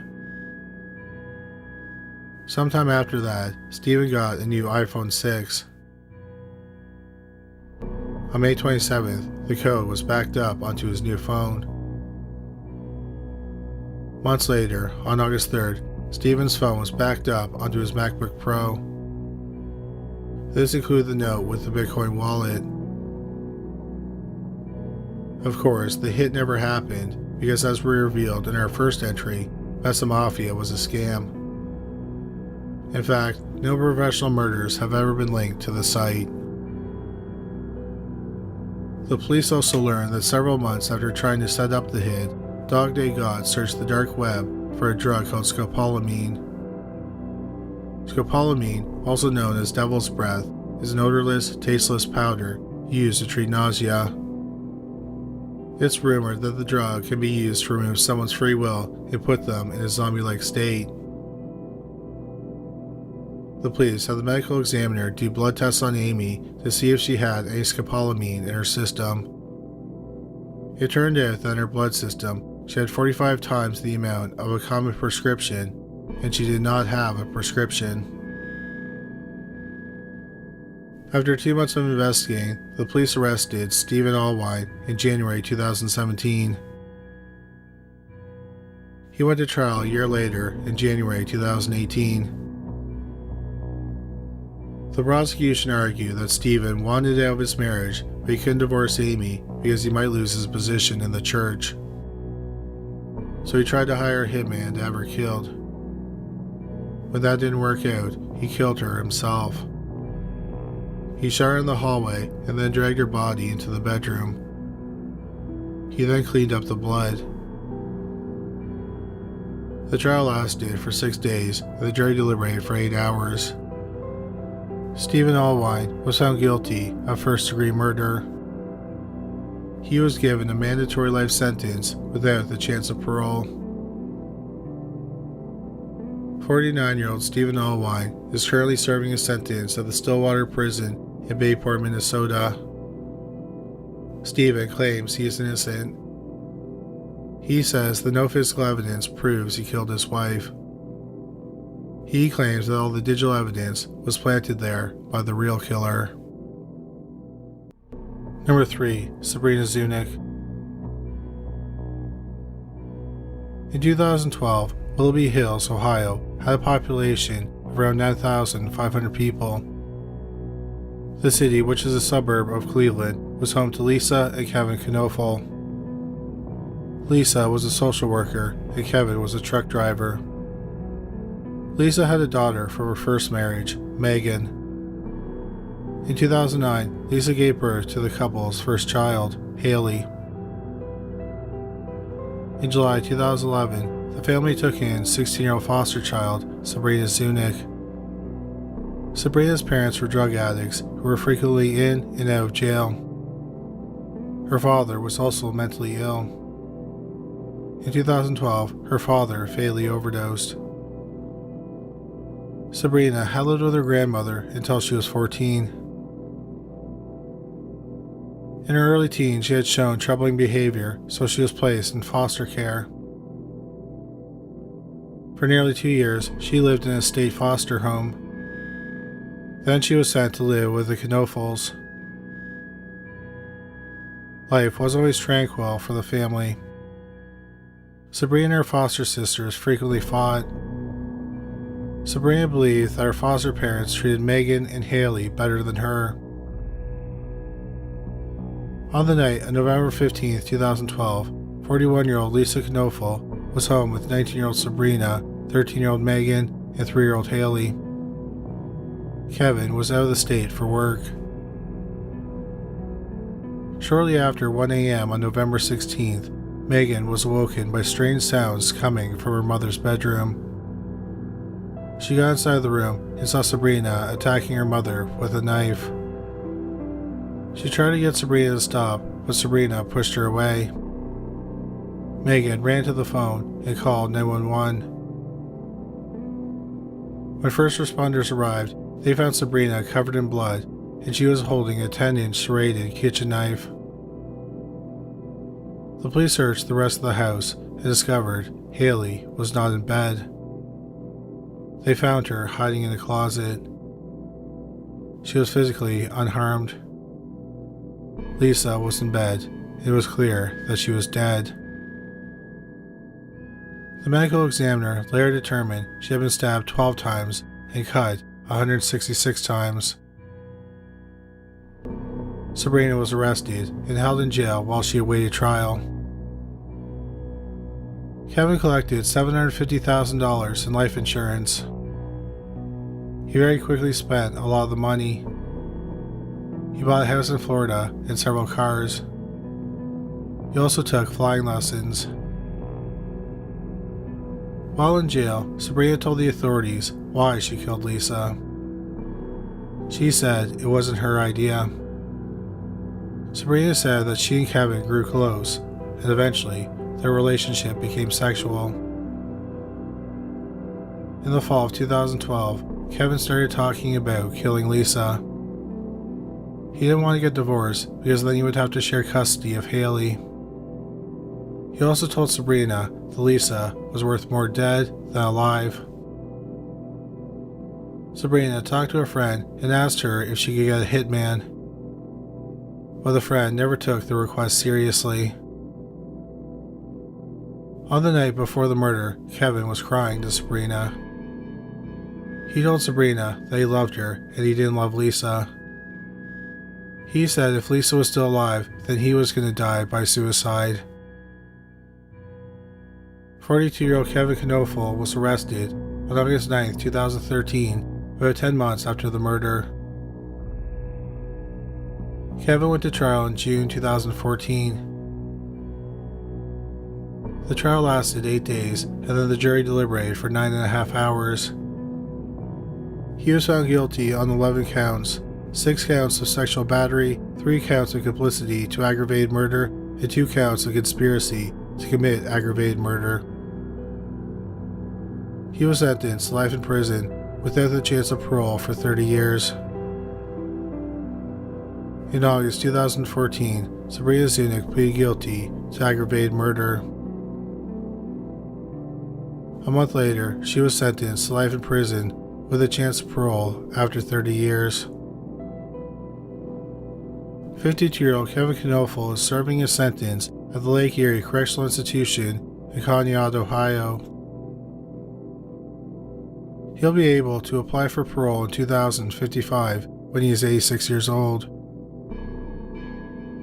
Sabrina Zunick could be released in 2044 when she is 49 years old.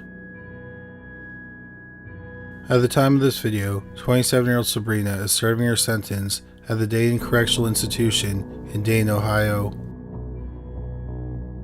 Number 2. Sally Schofield. On October 14, 1995, 18-year-old Christy Marr gave birth to her daughter, Logan Marr, in Brunswick, Maine. Shortly after giving birth, Christy moved in with her mother, Kathy Baker. They clashed over how Logan was cared for. Eventually, Christy and Logan moved into an apartment. In May 1996, Kathy called Maine's Department of Human Services, aka DHS, to file a complaint against her daughter. She said that Christy was too mature and troubled to be a good parent. She also said that she didn't put Logan's needs before her own. Finally, she said that her daughter screamed at the baby too much and she was too rough with her. A caseworker came to assess the situation. She didn't see any signs of abuse, but she was concerned with Christy's relationship with her boyfriend because he was an admitted drug user. The caseworker told Christy that she had to clear any boyfriends or individuals with DHS before they stayed over at her apartment. The caseworker also had a problem with Kathy's husband, Mitch. She had been told that Mitch had sexually assaulted a teenage girl years earlier. However, this was not true, and Mitch had not sexually assaulted a teenage girl. But regardless, if her mother was with Mitch, Christy had to stay away from her. At first, Christy kept her distance from her mother, but Christy didn't have much in the way of support. So one day, after Mitch moved out, Christy left Logan at her mother's home with a babysitter. Technically, she had followed the rules because Mitch and Kathy were split up. But that day, Mitch stopped by and a neighbor saw him. The neighbor made a report to DHS. DHS immediately planned to take Logan away from Christy. Christy found out about this, so she and Logan fled to Boston, Massachusetts. But Christy realized it was better to work with DHS than to hide from them. So she returned home. The next morning, 2.5-year-old Logan was taken into state custody. Not long afterward, Logan was placed in a foster home. At this point, Christy was pregnant again. DHS created a new agreement to ensure Christy wouldn't lose custody of that baby and she would hopefully get Logan back. This included severing all ties with her mother and getting counseling services, including parenting skills classes and job training. After Christy gave birth to her second daughter, Bailey, she moved into a new apartment and followed all the rules set out by DHS. 7 months after Christy lost custody of Logan, Logan was returned to her. Christy then tried to reconcile with her father, who lived in Florida. She had been estranged from her father since her parents' divorce years earlier. Christy had accused him of sexually abusing her. He denied the accusations, and she later recanted. After talking for a bit, Christy and her children moved to Florida to live with her father. But Christy and her father butted heads too often. After 9 weeks, Christy moved back to Maine. Even though she was not supposed to be in contact with her mother, she and her children moved in with her. Christy also started dating and then married a man who was convicted of burglary. DHS learned about Christy's move to Florida that she had moved in with her mother and had married a convicted felon. So her case was reopened and a new caseworker was assigned to it. The caseworker received a tip that Christy's husband had hit her in front of Logan. But this tip was never confirmed. Nevertheless, the caseworker took Logan and Bailey away from Christy and placed them in the state's custody. Then they were both placed in a foster home. Christy was desperate to get her daughters back. She divorced her husband and went to all the mandatory classes. Logan was not doing well in foster care. It was clear she missed her mother. She threw violent temper tantrums. The foster mother was worried that Logan might have been abused. Logan was brought to a clinic that specializes in child abuse. The experts found no evidence that Logan had ever been physically or sexually abused. In late summer 2000, there was a physical incident between Logan and her foster mother.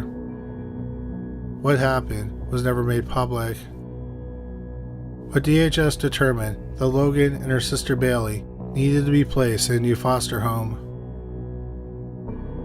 Sally Schofield and her husband were asked if they would take the sisters. Schofield was a caseworker for DHS, and caseworkers were discouraged from adopting children within the system. Nevertheless, Sally and her husband, Dean, enrolled in the mandatory training program for adoptive parents. They also started the process of getting approved as an adoptive home. Sally had an 11-year-old son from a previous marriage. Then she and Dean had a 1-year-old son together. Sally knew that DHS was planning on terminating Christy's parental rights, so Logan and Bailey would be up for adoption in the near future. So Sally and Dean agreed to take in the girls. In September 2000, Logan and Bailey were placed with Sally and her family. While Logan and Bailey were living with Sally and her family, DHS limited Christie's access to them. Christie became discouraged and missed several classes and appointments. At one point, she stormed out of a meeting with a therapist and a caseworker. She also remarried the man who had been convicted of burglary. Sally said that after the girls saw Christie during supervised visits, they misbehaved. But Logan just didn't have behavioral problems after seeing Christie. She would often throw violent fits where Sally was sure she would hurt herself or others. Logan had told her mother that twice Sally had been rough with her. DHS told Christie not to follow up with what her daughter said. In January 2001, Sally learned that she'd be able to adopt the girls, so she quit her job as a caseworker. Christie got the sense that she was going to lose custody of her children. On January 31st, 2001, she was supposed to have a scheduled visit with them, but it was canceled because of a snowstorm. That night, a call came into 911. 5-year-old Logan Marr was not breathing. She was rushed to the hospital, but tragically, she was pronounced dead. The police questioned Sally, and she said that Logan had been having a particularly bad afternoon.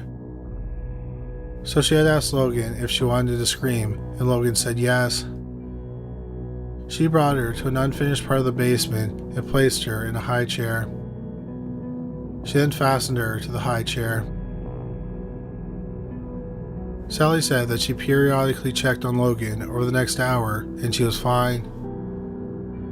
But when she came down just after dinner started, Logan was lying on the floor and she was still attached to the high chair. Logan wasn't breathing, so they called 911. The police searched the house and they thought that the scene was disturbing. The high chair was knocked over on a concrete floor and blood was smeared on the chair. There were also drops of blood on the concrete floor. They searched the basement and found clumps of duct tape. The clumps were unraveled. It was about 40 feet worth of duct tape. There were tufts of hair on the duct tape. Sally said that Logan must have got herself tangled up on the duct tape. But the police did tests and figured out that Logan had been duct taped to the high chair and then the duct tape was wrapped around her head. Also, it was determined that Logan didn't die from a head injury. Instead, she had asphyxiated to death. The police believe that the duct tape blocked her airways and this caused her to die. On March 9, 2001, 39-year-old Sally Schofield was arrested and charged with manslaughter. Sally went to trial in June 2002. It was a non-jury trial and it lasted 5 days. The judge found her guilty of manslaughter. She was sentenced to 20 years of prison. Maine's Department of Human Services was heavily criticized for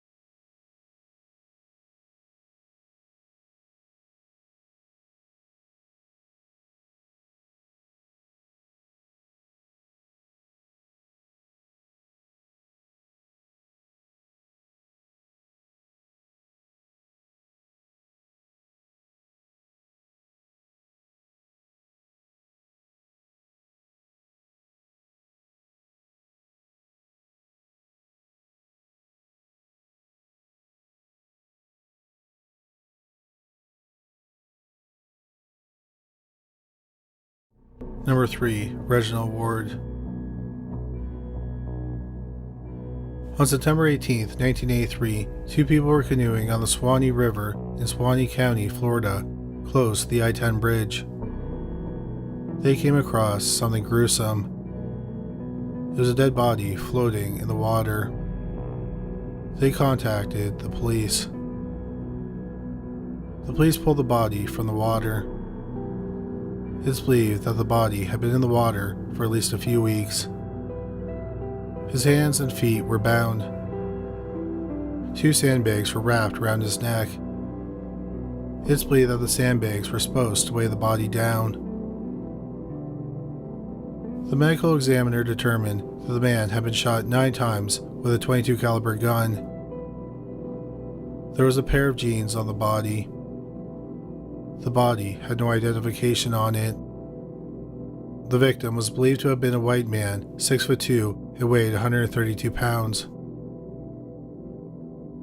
Divers searched the area close to where the body was found. They found some camping gear, a .22 caliber rifle, and a hunting knife. The police discovered that the rifle and the hunting knife had been reported stolen from a house in nearby Dowling Park a few weeks earlier. A resident of the house was interviewed, and he said he was surprised that they were robbed because they owned guard dogs. The police didn't find any clues to the man's identity at the house or who may have killed him. It wasn't long before the case went cold. 27 years went by. Then in 2000, an agent with the Florida Department of Law Enforcement received a tip. The tip came from a man named William Clayton Sapp, who was in a federal prison in Jessup, Georgia. Sapp said he knew that his father, William Clayton Jr., was involved in a murder that happened near the Suwannee River near Dowling Park in 1983. He said that his father had shot a man multiple times with a .22 caliber rifle and then dumped his body in the river. It may be confusing, but William Clayton Jr. is the father and William Clayton Sapp is the son. When Sapp, the son, went to the police, Sapp Jr. was dead. The agent talked to people who knew Sapp Jr. Several of them heard he had committed a murder near the river during the early 1980s. The agent looked at cold cases, and there was only one case that matched that description.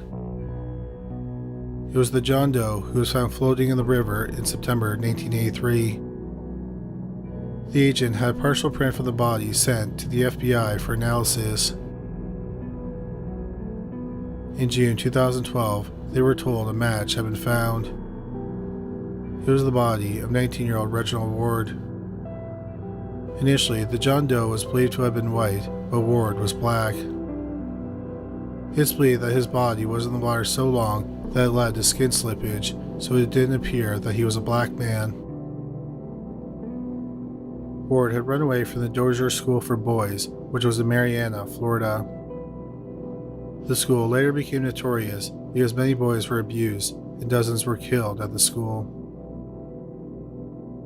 Ward had family who lived in Quincy, Florida. His family thought he had taken off to Ohio to live with his girlfriend. His girlfriend said she last saw him when she dropped him off at his grandmother's home in Quincy. Then, the case took an odd turn. Sapp started to change his story. He said that Ward didn't resemble the man his father had killed. He also couldn't pick Ward out of a photo lineup. The agent tried to talk to Sapp before he left prison, but Sapp refused to cooperate. The agent felt that there was insufficient information to close the case, so it was shelved once again. 9 years went by and no progress was made on the case. Then in June 2021, Jason Funch, creator of the Suwannee Valley Unsolved podcast, saw the case on a website called Project Cold Case. He started reading newspaper articles about the murder. Then he contacted the sheriff's department looking for more information on the case. The sergeant with the department began to investigate the case. One thing he couldn't do was interview William Clayton Sapp. He had died in 2020. So the investigator talked to friends and family of the father and son. A close family member of Sapp Jr. revealed details of the murder. It's unclear how Sapp Jr. and Reginald Ward knew each other. But one day, Ward came into Sapp Jr.'s saloon. He had several items with him that were stolen from the house in Dowling Park. Sapp Jr. took Ward to the Swanee River, where he shot him with his stolen rifle. He put sandbags around his neck and dumped him in the water. He also dumped the gun and the knife and other stolen items. It's unclear why Sapp Jr. chose to kill Ward. The person who told the police about the murder said that Sapp Jr. had told several family members about the murder. It had been a dark secret within the family for years. In February 2021, the police said that they were confident in closing the case. If William Clayton Sapp Jr. were still alive, they would have arrested him. Reginald Ward's family was thankful to the police for their hard work, and they are happy that after 37 years, the case is finally closed. Number 2. Diane Lynn Dawn. In May 1988, 29-year-old Diane Lynn Dawn lived in Santee, California with her 2-year-old son, Mark Byer. Santee is in San Diego County and is about 20 miles northwest of downtown San Diego. Diane was described as funny and goofy, and she liked to draw. She also played the violin and the guitar. Diane worked as a communication technician with the San Diego Transit Corporation. On May 2, 1988, Diane did not show up for work.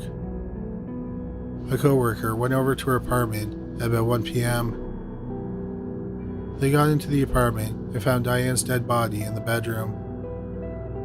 The 29-year-old single mother had been beaten and stabbed multiple times in the chest. Her 2-year-old son, Mark, was found wandering around the apartment complex. There were no signs of forced entry or a break-in. The police could not find anyone who had wanted to hurt Diane. It wasn't long before the case went cold. In 1991, the police thought they got a lead when they arrested a 23-year-old man named Cleophas Prince Jr. Prince was a suspected serial killer who the police had connected to 6 murders, which were very similar to Diane's murder. On January 12, 1990, 20-year-old Paige Schultz was found stabbed to death in her apartment in San Diego. There were no signs of a break-in or forced entry. Just over a month later, on February 16, 1990, 21-year-old Janie Weinhold was raped and stabbed to death in her apartment in San Diego. On April 3, 1990, Holly Tarr, who was 18 years old, was visiting her brother in San Diego. Tarr lived in Michigan and she was on spring break. On April 3rd, she was found dead in her brother's apartment. She had been stabbed once in the heart. Either late on the night of May 21st or early on the morning of May 22nd, 38-year-old Elisa Keller was murdered in her San Diego home. She had been stabbed 9 times in the chest. On September 13, 1990, 42-year-old Pamela Clark and her 18-year-old daughter, Amber Clark, were both stabbed to death in their home. In February 1991, Cleophas Prince Jr. was caught trying to break into a woman's home. A witness saw his license plate and wrote it down. On February 4th, Prince was arrested and he gave a sample of his blood and saliva. His DNA was compared to DNA found at the crime scene of 21-year-old Janie Weinhold. It was a match.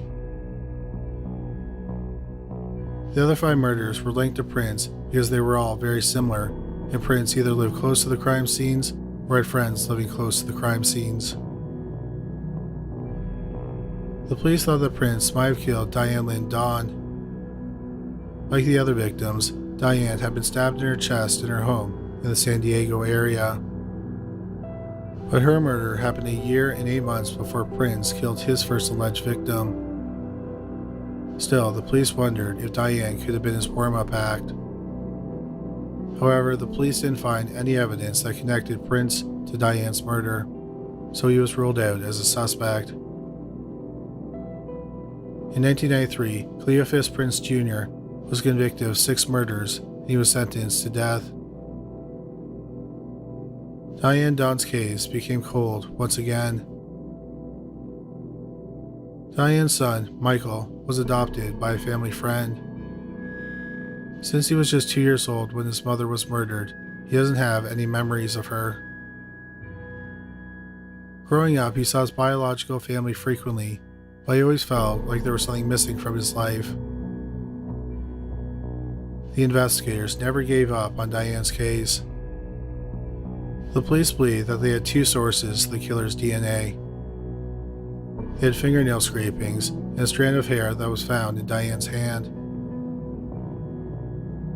In 2000, a DNA profile was developed from the fingernail scrapings. It did not lead them to a suspect.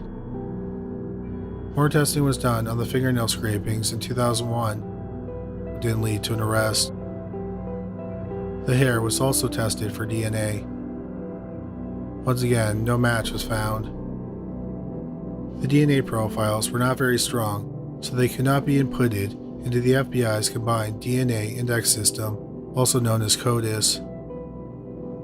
In fact, they couldn't even say for sure that the DNA under the fingernails came from the same person who left the hair strand. So the case was shelved once again. Over the next 9 years, DNA technology improved. So in 2010, the case was reopened. This time it was confirmed that the DNA found under the fingernails and the hair came from the same man. But the man's identity was still a mystery. The DNA was entered into CODIS, and again, no match was found. So the case was closed again without an arrest or resolution. Another decade passed. In 2020, the case was reopened to see if genetic genealogy could help identify the killer. The investigators ended up filling out 9 family trees, which consisted of about 1,300 individuals. In March 2022, the police announced that genetic genealogy led them to a man named Warren Robertson. At the time of Diane's murder, Robertson was 28 years old and he worked as a tow truck driver. He was also an Army veteran. He lived in the same apartment complex as Diane. Shortly after the murder, he left his family and moved about 20 miles away to Lakeside, California. A year later, he moved to Indiana. 11 years after the murder, Robertson was living in a mobile home in Columbus, Indiana. Around 4 a.m. on November 25, 1999, a fire broke out in the mobile home. 39-year-old Warren Robertson did not make it out alive. It's believed that a wood oven caused the fire and Robertson died of smoke inhalation. Robertson had not been considered a suspect in Diane's murder. Diane's family was asked if they knew Robertson or if Diane had any type of relationship with him. They said they had never heard of him. The police did find a possible connection between Diane and Robertson other than them living in the same apartment complex. Both Diane and Robertson were into race car driving and often watched races at El Cajon Speedway. So the police thought that they possibly met there. Diane's family was very thankful to the police. Her sister said that she was sure that she and her parents would die before finding out who killed Diane. Her son, Mark, said that he was blown away by how the murder was solved. He also said, "The answer is that my family received is closure, and closure is everything, even after so much time has passed. Number 1. Jessica Gutierrez. In June 1986, 4-year-old Jessica Gutierrez lived with her mother, 2 sisters, and her brother in a mobile home in Lexington County, South Carolina. Jessica's mother, Deborah Gutierrez, had divorced her husband and the father of her children about 3 years earlier.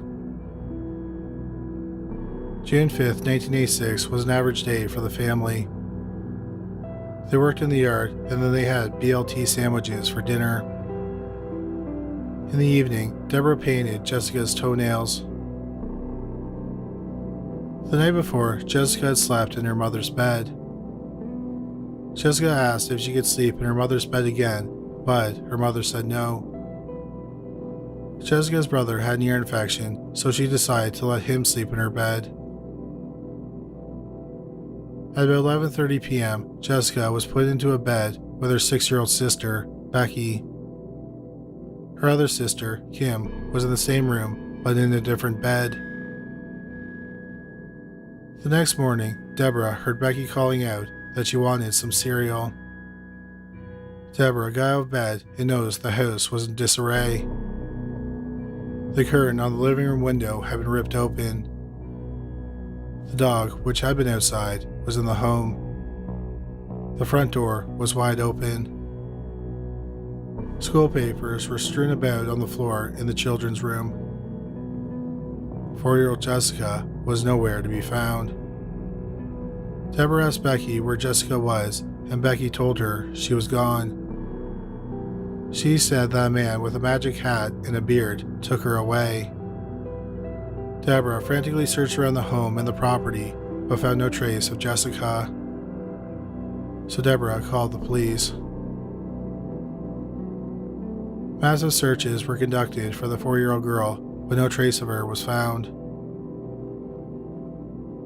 The police interviewed Deborah, and she thought that her ex-boyfriend may have been involved in the kidnapping.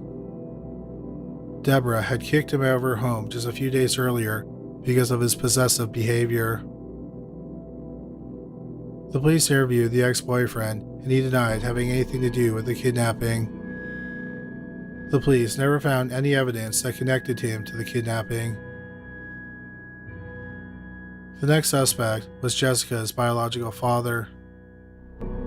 The police tracked him down to California.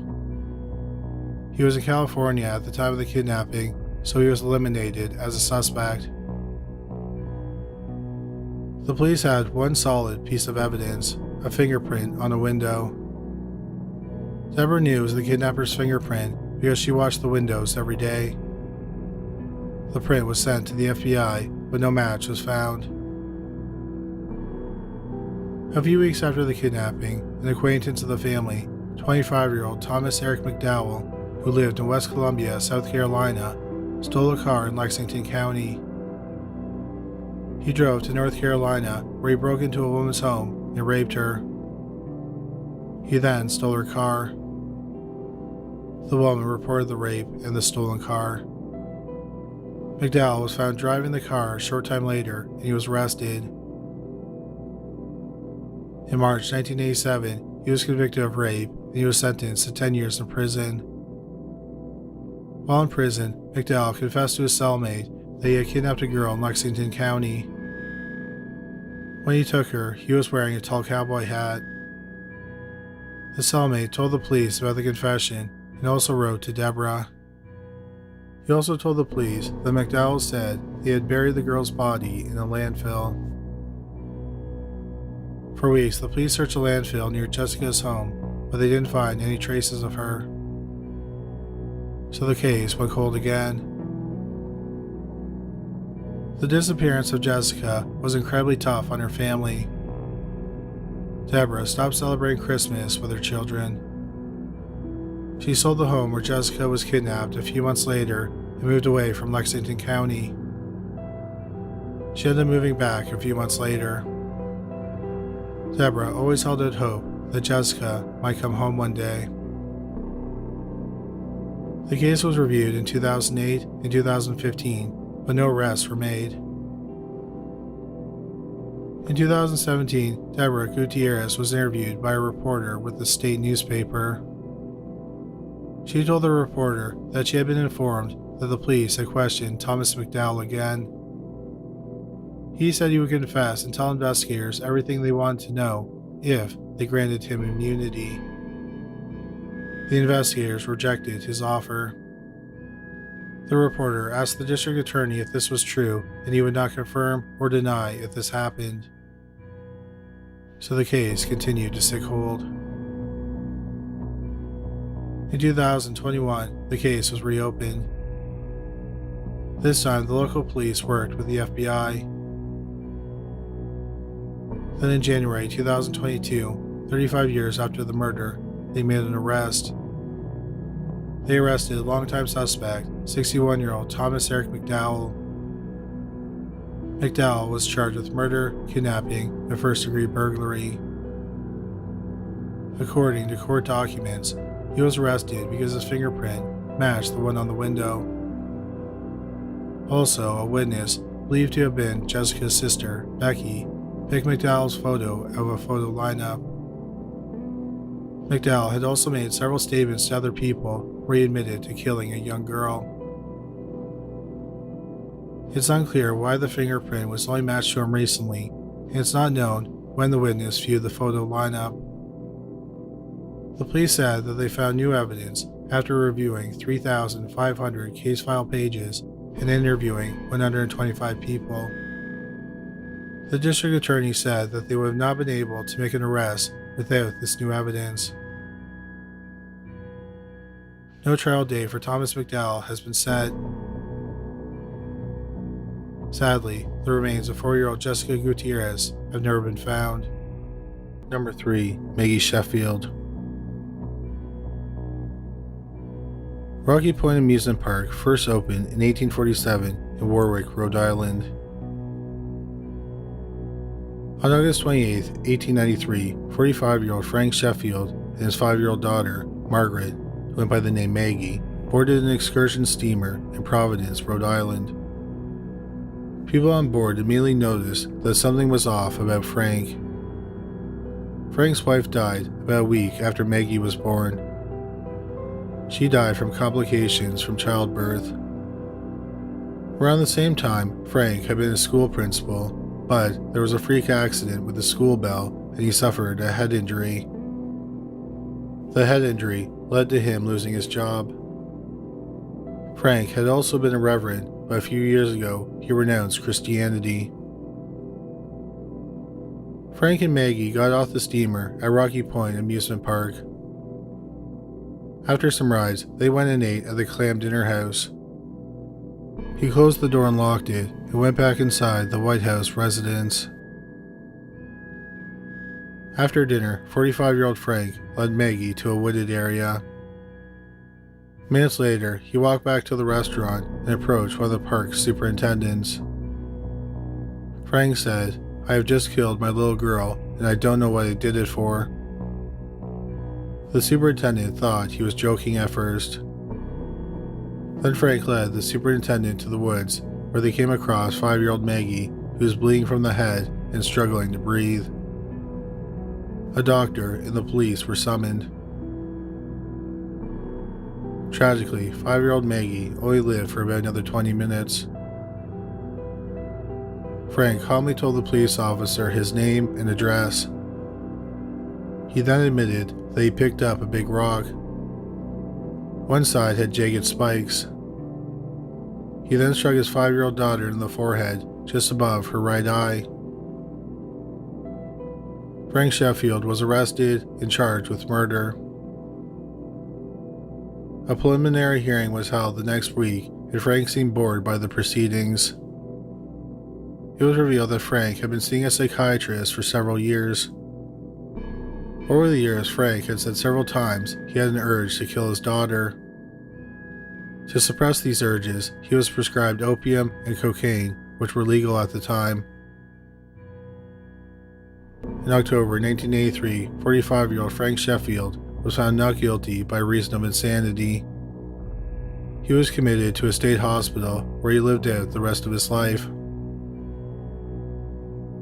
Rocky Point Amusement Park closed in 1995 after 148 years in operation.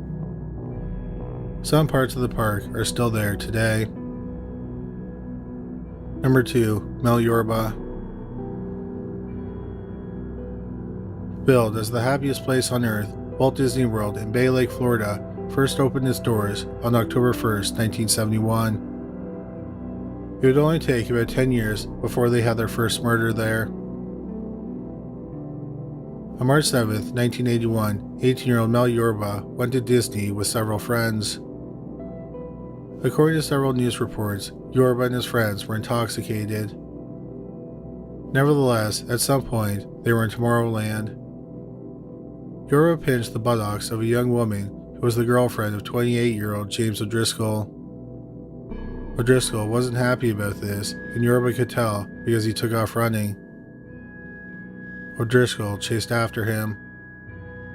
When O'Driscoll caught up with him, he demanded an apology. Yorba punched him in the face instead. The two men wrestled, and O'Driscoll claimed that Yorba tried to strangle him. O'Driscoll managed to get on top of Yorba, and then the men were pulled apart. After they were separated, Yorba's friends noticed that he was bleeding from the chest. It turned out that O'Driscoll had stabbed him twice with an 8.5-inch hunting knife. While Yorba was getting help for his wounds, O'Driscoll tossed the knife into Sleeping Beauty's castle moat. He also took off his bloody shirt and tossed it into a garbage can in a woman's washroom. At the time, Disney had a very unusual policy. They did not want to disturb the illusion of fantasy and make people believe that Disney World was anything less than the happiest place on earth. So police officers and ambulances were not allowed in the park. Police officers had to wait outside for O'Driscoll to come out, and then he was arrested. Meanwhile, a nurse worked on Yorba in the park, then a plain, unmarked van picked him up. The van had no medical equipment or paramedics inside of it. It also had no signs or insignia, so when the driver made his way to the hospital, he had to sit in traffic.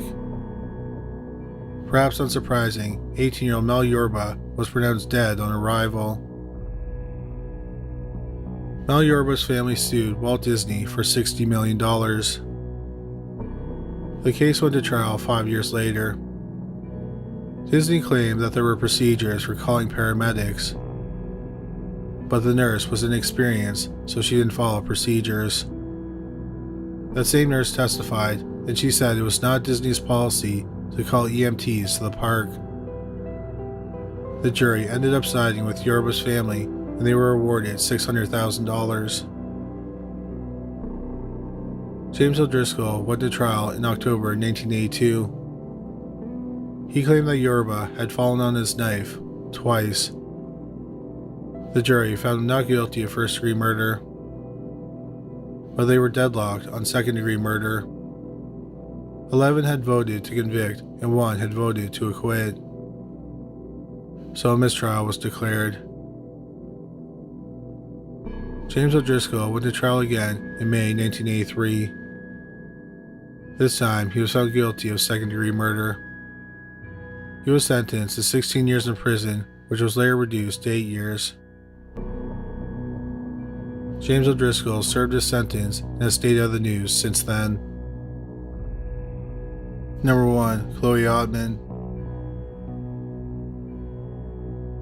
Holy Land USA in Waterbury, Connecticut opened to the public in 1955. Based on its name and the image on the screen, you've probably gathered that it's a Christian-based theme park.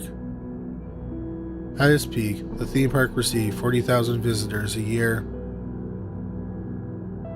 The owner closed it in 1984 with plans to expand it, but he died in 1986 and the park fell into ruin. 16-year-old Chloe Ottman lived in Waterbury. She was described as free-spirited and befriended almost every person she met. Chloe was deeply loved by her friends and family. On the evening of July 15, 2010, Chloe went out for the evening, but tragically, she didn't return home. Her mother reported her missing the next day. The police began investigating and learned that the last person Chloe was seen with was 19-year-old Francisco Cruz. Cruz initially denied knowing anything about her disappearance. But then, after some questioning, he agreed to lead the police to her body. He took them to the grounds of the abandoned Holy Land USA theme park. In a wooded area, the police found the dead body of 16-year-old Chloe Ottman. Cruz explained to the police that he had known Chloe for about 2 years. That afternoon, he met her at the smoking area of a local department store. They walked over to his mother's house and then decided to get some drinks. They bought 4 cans of a malt liquor called Juice, and then they walked to Holy Land. They sat at the base of a 50-foot cross and they drank and talked. Cruz said that Chloe complained about her boyfriend. Cruz explained he had a crush on Chloe, but she never gave him a chance because she had a boyfriend. Cruz said he was feeling the effects of the malt liquor, and as Chloe laid beside him, he started touching her. She told him to stop and pushed him away. Cruz said at that point he didn't care that he kept touching her. She then elbowed him in the face, knocking his glasses off. This made him angry, so he wrapped his arm around her neck and started strangling her. When Chloe attempted to scream, Cruz put his hand over her mouth. He then pushed her onto the concrete slab of the cross's base, put his hands around her neck, and strangled her until she passed out. He felt a pulse, so he knew she was still alive. He then took off her clothes and raped her. At some point during the assault, she gasped for air. Cruz realized he was probably going to prison for a long time because of the rape. So he thought it'd be better to kill her so she couldn't tell anyone. Cruz strangled her again until she stopped breathing. Cruz had a pocket knife on him. He pulled it out and stabbed Chloe 4 times in the neck to ensure she was dead. He then dragged her body into the woods. Chloe's friends and family were shocked by the viciousness inflicted on someone they considered so loving. Even veteran judges and other court officials were horrified by the crime.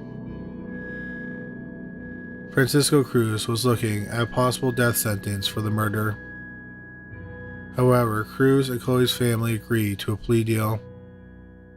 Chloe's family was worried that there would be decades of legal proceedings if he were sentenced to death. So in June 2011, Cruz pleaded guilty to murder and he was sentenced to 55 years of prison. At the time of this video, 31-year-old Francisco Cruz is serving his sentence at the Cheshire Correctional Institution in Cheshire, Connecticut. His maximum release date is July 2065. If he lives that long, he'll be 74 years old.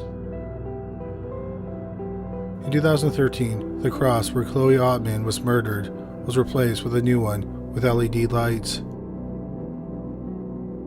The new owners of Holy Land USA said they plan on opening the park again, but at the time of this video, it's still not officially reopened. Number 3. Larry Ellie Morello Macada. In the autumn of 2009, 25-year-old Larry Ellie Morello Macada lived in Council Bluffs, Iowa. He worked at a grocery store called No Frills Supermarket. On the day after Thanksgiving, Morello Macada worked a shift at the grocery store. When he got home, he was confused and disoriented. His mother took him to the doctor and he was prescribed an antidepressant. However, the drug didn't work. Morello Macada said he heard voices and then he started to hallucinate. The day after he went to the doctor's office, there was a snowstorm in the area. At 6:15 p.m., Morello Macada ran out into the snowstorm in his bare feet. He was only wearing a hoodie and light pants. After that, he disappeared. His family reported him missing. His family and friends looked for him and hung up posters around the city. It was as if the 25-year-old man vanished into thin air once he ran out into the storm. 9 long years went by. Then in January 2019, workers were sent to the grocery store where Morello Moncada worked when he went missing. The store had permanently closed in 2016. The workers were there to remove shelving units and coolers. Behind the coolers, they found something disturbing. It was a decaying human body. Testing was done, and it was determined to be the body of 25-year-old Larry Ellie Morello Moncada.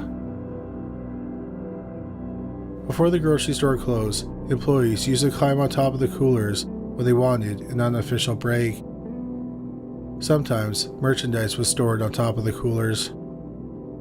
But something happened, and Morello Moncada fell behind the 12-foot coolers and became stuck behind the coolers and the wall. He probably called for help, but the coolers were so loud that no one could hear him. The medical examiner said there were no signs of trauma and his death was accidental.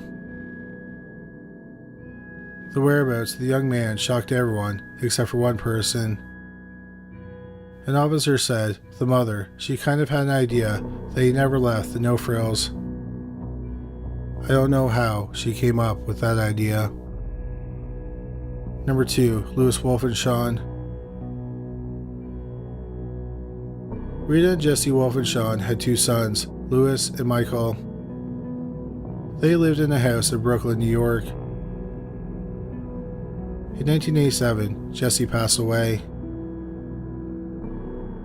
At some point, Rita became legally blind. Sometime in 1996, family members stopped seeing and hearing from her youngest son, Louis, who was 29. Rita told people he had moved out. In 2004, Rita's eldest son, Michael, died at the age of 38 from natural causes. Nobly absent for the funeral was his brother, Louis. 12 more years went by. Then, in September 2016, Rita was hospitalized. On September 15, 2016, her sister-in-law went to her home to get some clothes and other personal belongings for her. Rita was a hoarder, and her home was full of items. In a second-floor bedroom, Rita's sister-in-law was shocked by what she found.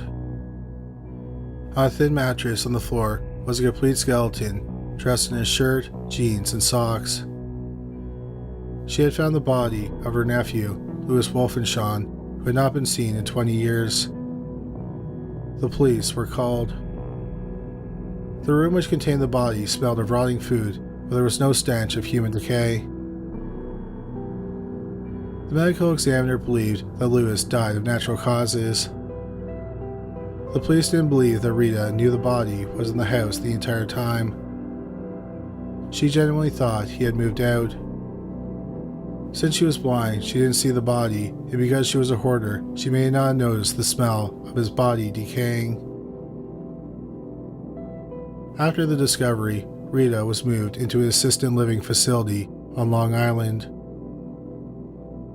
Number 1, Robert Ivan Nichols. Robert Ivan Nichols was born in September 1926 in New Albany, Indiana. During World War II, he served in the Navy. In May 1945, a Japanese kamikaze pilot flew his plane into Robert's ship off the coast of Okinawa, and Robert was injured. He received a Purple Heart for his service. After returning stateside, Robert burned his Navy uniform in a barrel.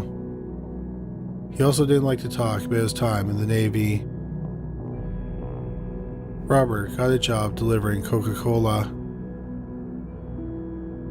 One night, he met a woman named Laverne Court at a square dance. In January 1947, they got married in Charleston, Indiana. Laverne gave birth to 3 sons. Robert eventually got a job as a draftsman for General Electric. Then, in March 1964, Robert told his wife that he was leaving her and the kids. He told her, in due time, you'll know why. He then moved to Dearborn, Michigan. Later that year, he filed for divorce. In March 1965, Robert wrote 2 letters to his family. One letter was sent to his parents. In that letter, he said he had moved to Richmond, California. The other letter was sent to Robert's oldest son, Philip, from Napa, California. That was the last time Robert Nichols' family ever heard from him. His family hired private detectives to look for him, but they found no trace of him. 37 years later, on July 30th, 2002, the police were called to an apartment in Westlake, Ohio. The man who lived in the apartment, 65-year-old Joseph Noon Chandler III, had died by suicide. About a week before his body was found, Chandler had shot himself. The police thought he had died on July 23rd because that was the last day he marked off on his calendar. Chandler had recently been diagnosed with colon cancer, which may have influenced him to die by suicide. In Chandler's bank account was $82,000. Chandler was a loner who kept to himself. The police tried to find an next of kin, and that's when they discovered the man's real name was not Joseph Noon Chandler III. The real Joseph Noon Chandler III was killed with his parents in a car crash in Texas on December 21st, 1945, when he was just 8 years old. One problem that the police had was that no usable fingerprints were found in the mysterious man's apartment. Also, because of the state of the body, no fingerprints could be taken from his hands. A massive investigation into the man's background was launched. They learned they applied for a social security number under Chandler's name in Rapid City, South Dakota in 1978. For a while, he lived in Philadelphia, Pennsylvania, and then he moved to Cleveland, Ohio. In 1986, he moved into his apartment in Eastlake, where he would later shoot himself. For years, he worked as an electrical engineer for a chemical company called Lubrizol. Then he was laid off in 1997. People who knew the man posing as Chandler said he was incredibly private and often kept to himself. In 1992, he went to the company's Halloween party. He was dressed as a gangster. He didn't speak to anyone at the party. People also said that the man acted strangely. For example, he would listen to white noise on the television for hours. One time, he drove over 700 miles to an LL Bean store in Maine. But he couldn't find a parking spot when he got there, so he turned around and drove home. For years, the police had no luck finding the man's real identity. So in 2014, they passed the case to the U.S. Marshals. There was some speculation that since the man had stolen the identity and he was so secretive, he might have been a criminal on the run. In June 2016, the U.S. Marshal in charge of the case, Peter Elliott, contacted Dr. Colleen Fitzpatrick, a forensic genealogist from Huntington Beach, California. Fitzpatrick had used genetic genealogy to help adoptees find their birth parents. Fitzpatrick and her business partner, Dr. Margaret Press, thought that they could solve Jane and John Doe cases using the same process. In 2017, they started a company called DNA Doe Project, which specialized in identifying Jane and John Does. The first case they solved was uncovering Joseph Chandler's real identity. On March 5, 2018, they discovered that he was really Robert Ivan Nichols. While that mystery was solved, it did answer many questions surrounding the case. For example, why did Robert Nichols choose to disappear? Why did he steal Joseph Chandler's identity? How did he learn about Chandler to steal his identity? Without many facts, there has been a lot of speculation about Robert Nichols. Some people believe that he was the Zodiac Killer who murdered at least 5 people between 1968 and 1969 in California.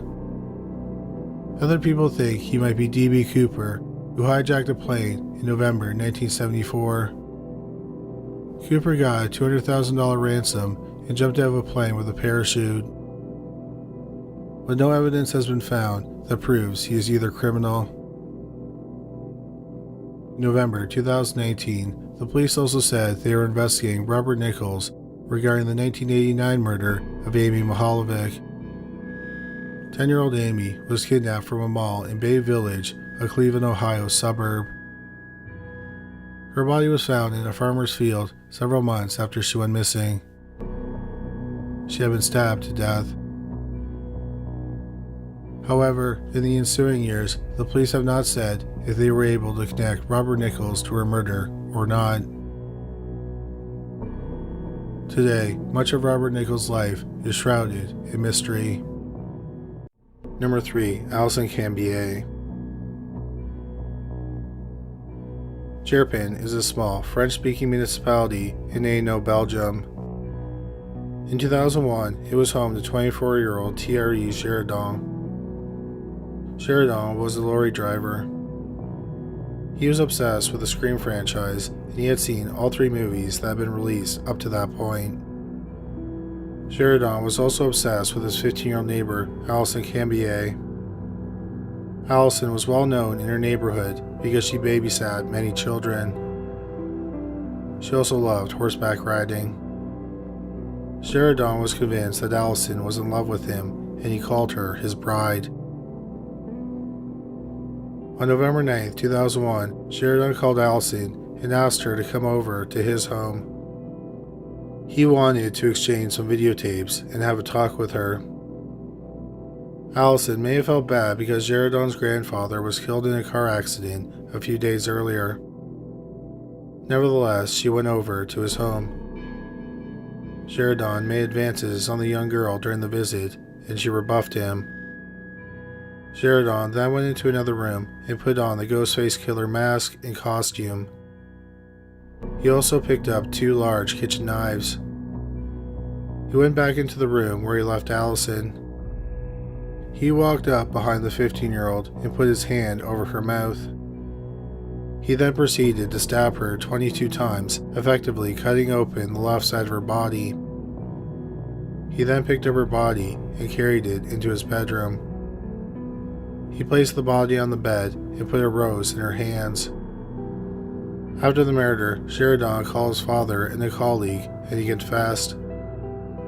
24-year-old Thierry Girardin was promptly arrested. People in Belgium were shocked by the brutal murder. Girardin didn't have a criminal record or a history of mental illness. He had never shown any signs of violent tendencies. Girardin had planned the murder in advance in case he was rejected. He didn't want to look her in the face when he attacked her. Girardin said he wore the costume because he thought that Alison wouldn't associate him with her murder. In 2003, Thierry Girardin was sentenced to life in prison. He was able to apply for parole after 12 years, but he was denied parole. In 2018, he applied again, but the only way he was going to get parole is if he was accepted into a psychiatric hospital. He couldn't find a hospital that would accept him, so he was ordered to remain in prison. At the time of this video, 45-year-old Thierry Girardin is still incarcerated in prison. Number 2. Gina Castillo. On January 13, 1998, 37-year-old Gina Castillo was home alone in Los Angeles, California. She was sitting at her computer. Suddenly, her 16-year-old son, Mario Padilla, and her 14-year-old nephew, Samuel Ramirez, burst into the home. Ramirez held Castillo down while her son stabbed her with 4 different knives and a screwdriver. She was stabbed a total of 45 times. When the boys were done, they fled. Castillo managed to get to a phone and she called 911. She identified her son and nephew as her attackers. Tragically, the 37-year-old mother died at the hospital. Padilla and Ramirez were arrested a short time later. In custody, they confessed to the murder. They said that they were obsessed with the first 2 Scream movies. They had watched the first movie, released in 1996, dozens of times. The second film had been released in December 1997, a few weeks before the murder. They had seen the sequel several times. Padilla and Ramirez thought that the murders committed in the movies were cool. They also thought it was the perfect way to kill somebody. They told the police they planned on starting their own killing spree that were similar to the ones committed in the movies. They planned to use a voice-modifying tool to harass their victims and then wear the Ghostface Killer costumes when committing the actual murders. They had even picked out 2 young women as their victims. One of them was Padilla's classmate, whom he didn't know. He chose her because he thought she resembled Casey Becker, played by Drew Barrymore, in the first film. Casey was famously murdered in the opening of the original movie. The boys had even made threatening phone calls and sent threatening letters to the 2 girls. The problem was that they didn't have enough money for the voice modifier or the costumes. So they decided to kill Padilla's mother and stepfather and steal the money in his baby half-sister's piggy bank, which was about $140. Then they would use the money to buy the stuff for their killing spree. However, his stepfather wasn't in the home when they went there, so they just attacked his mother. The 2 young men went to trial in June 1998. They were tried separately, and they were both tried as adults. The judge would not allow the prosecution or the defense to talk about the Scream movies during the trial. But in the media, it became known as the Scream murder.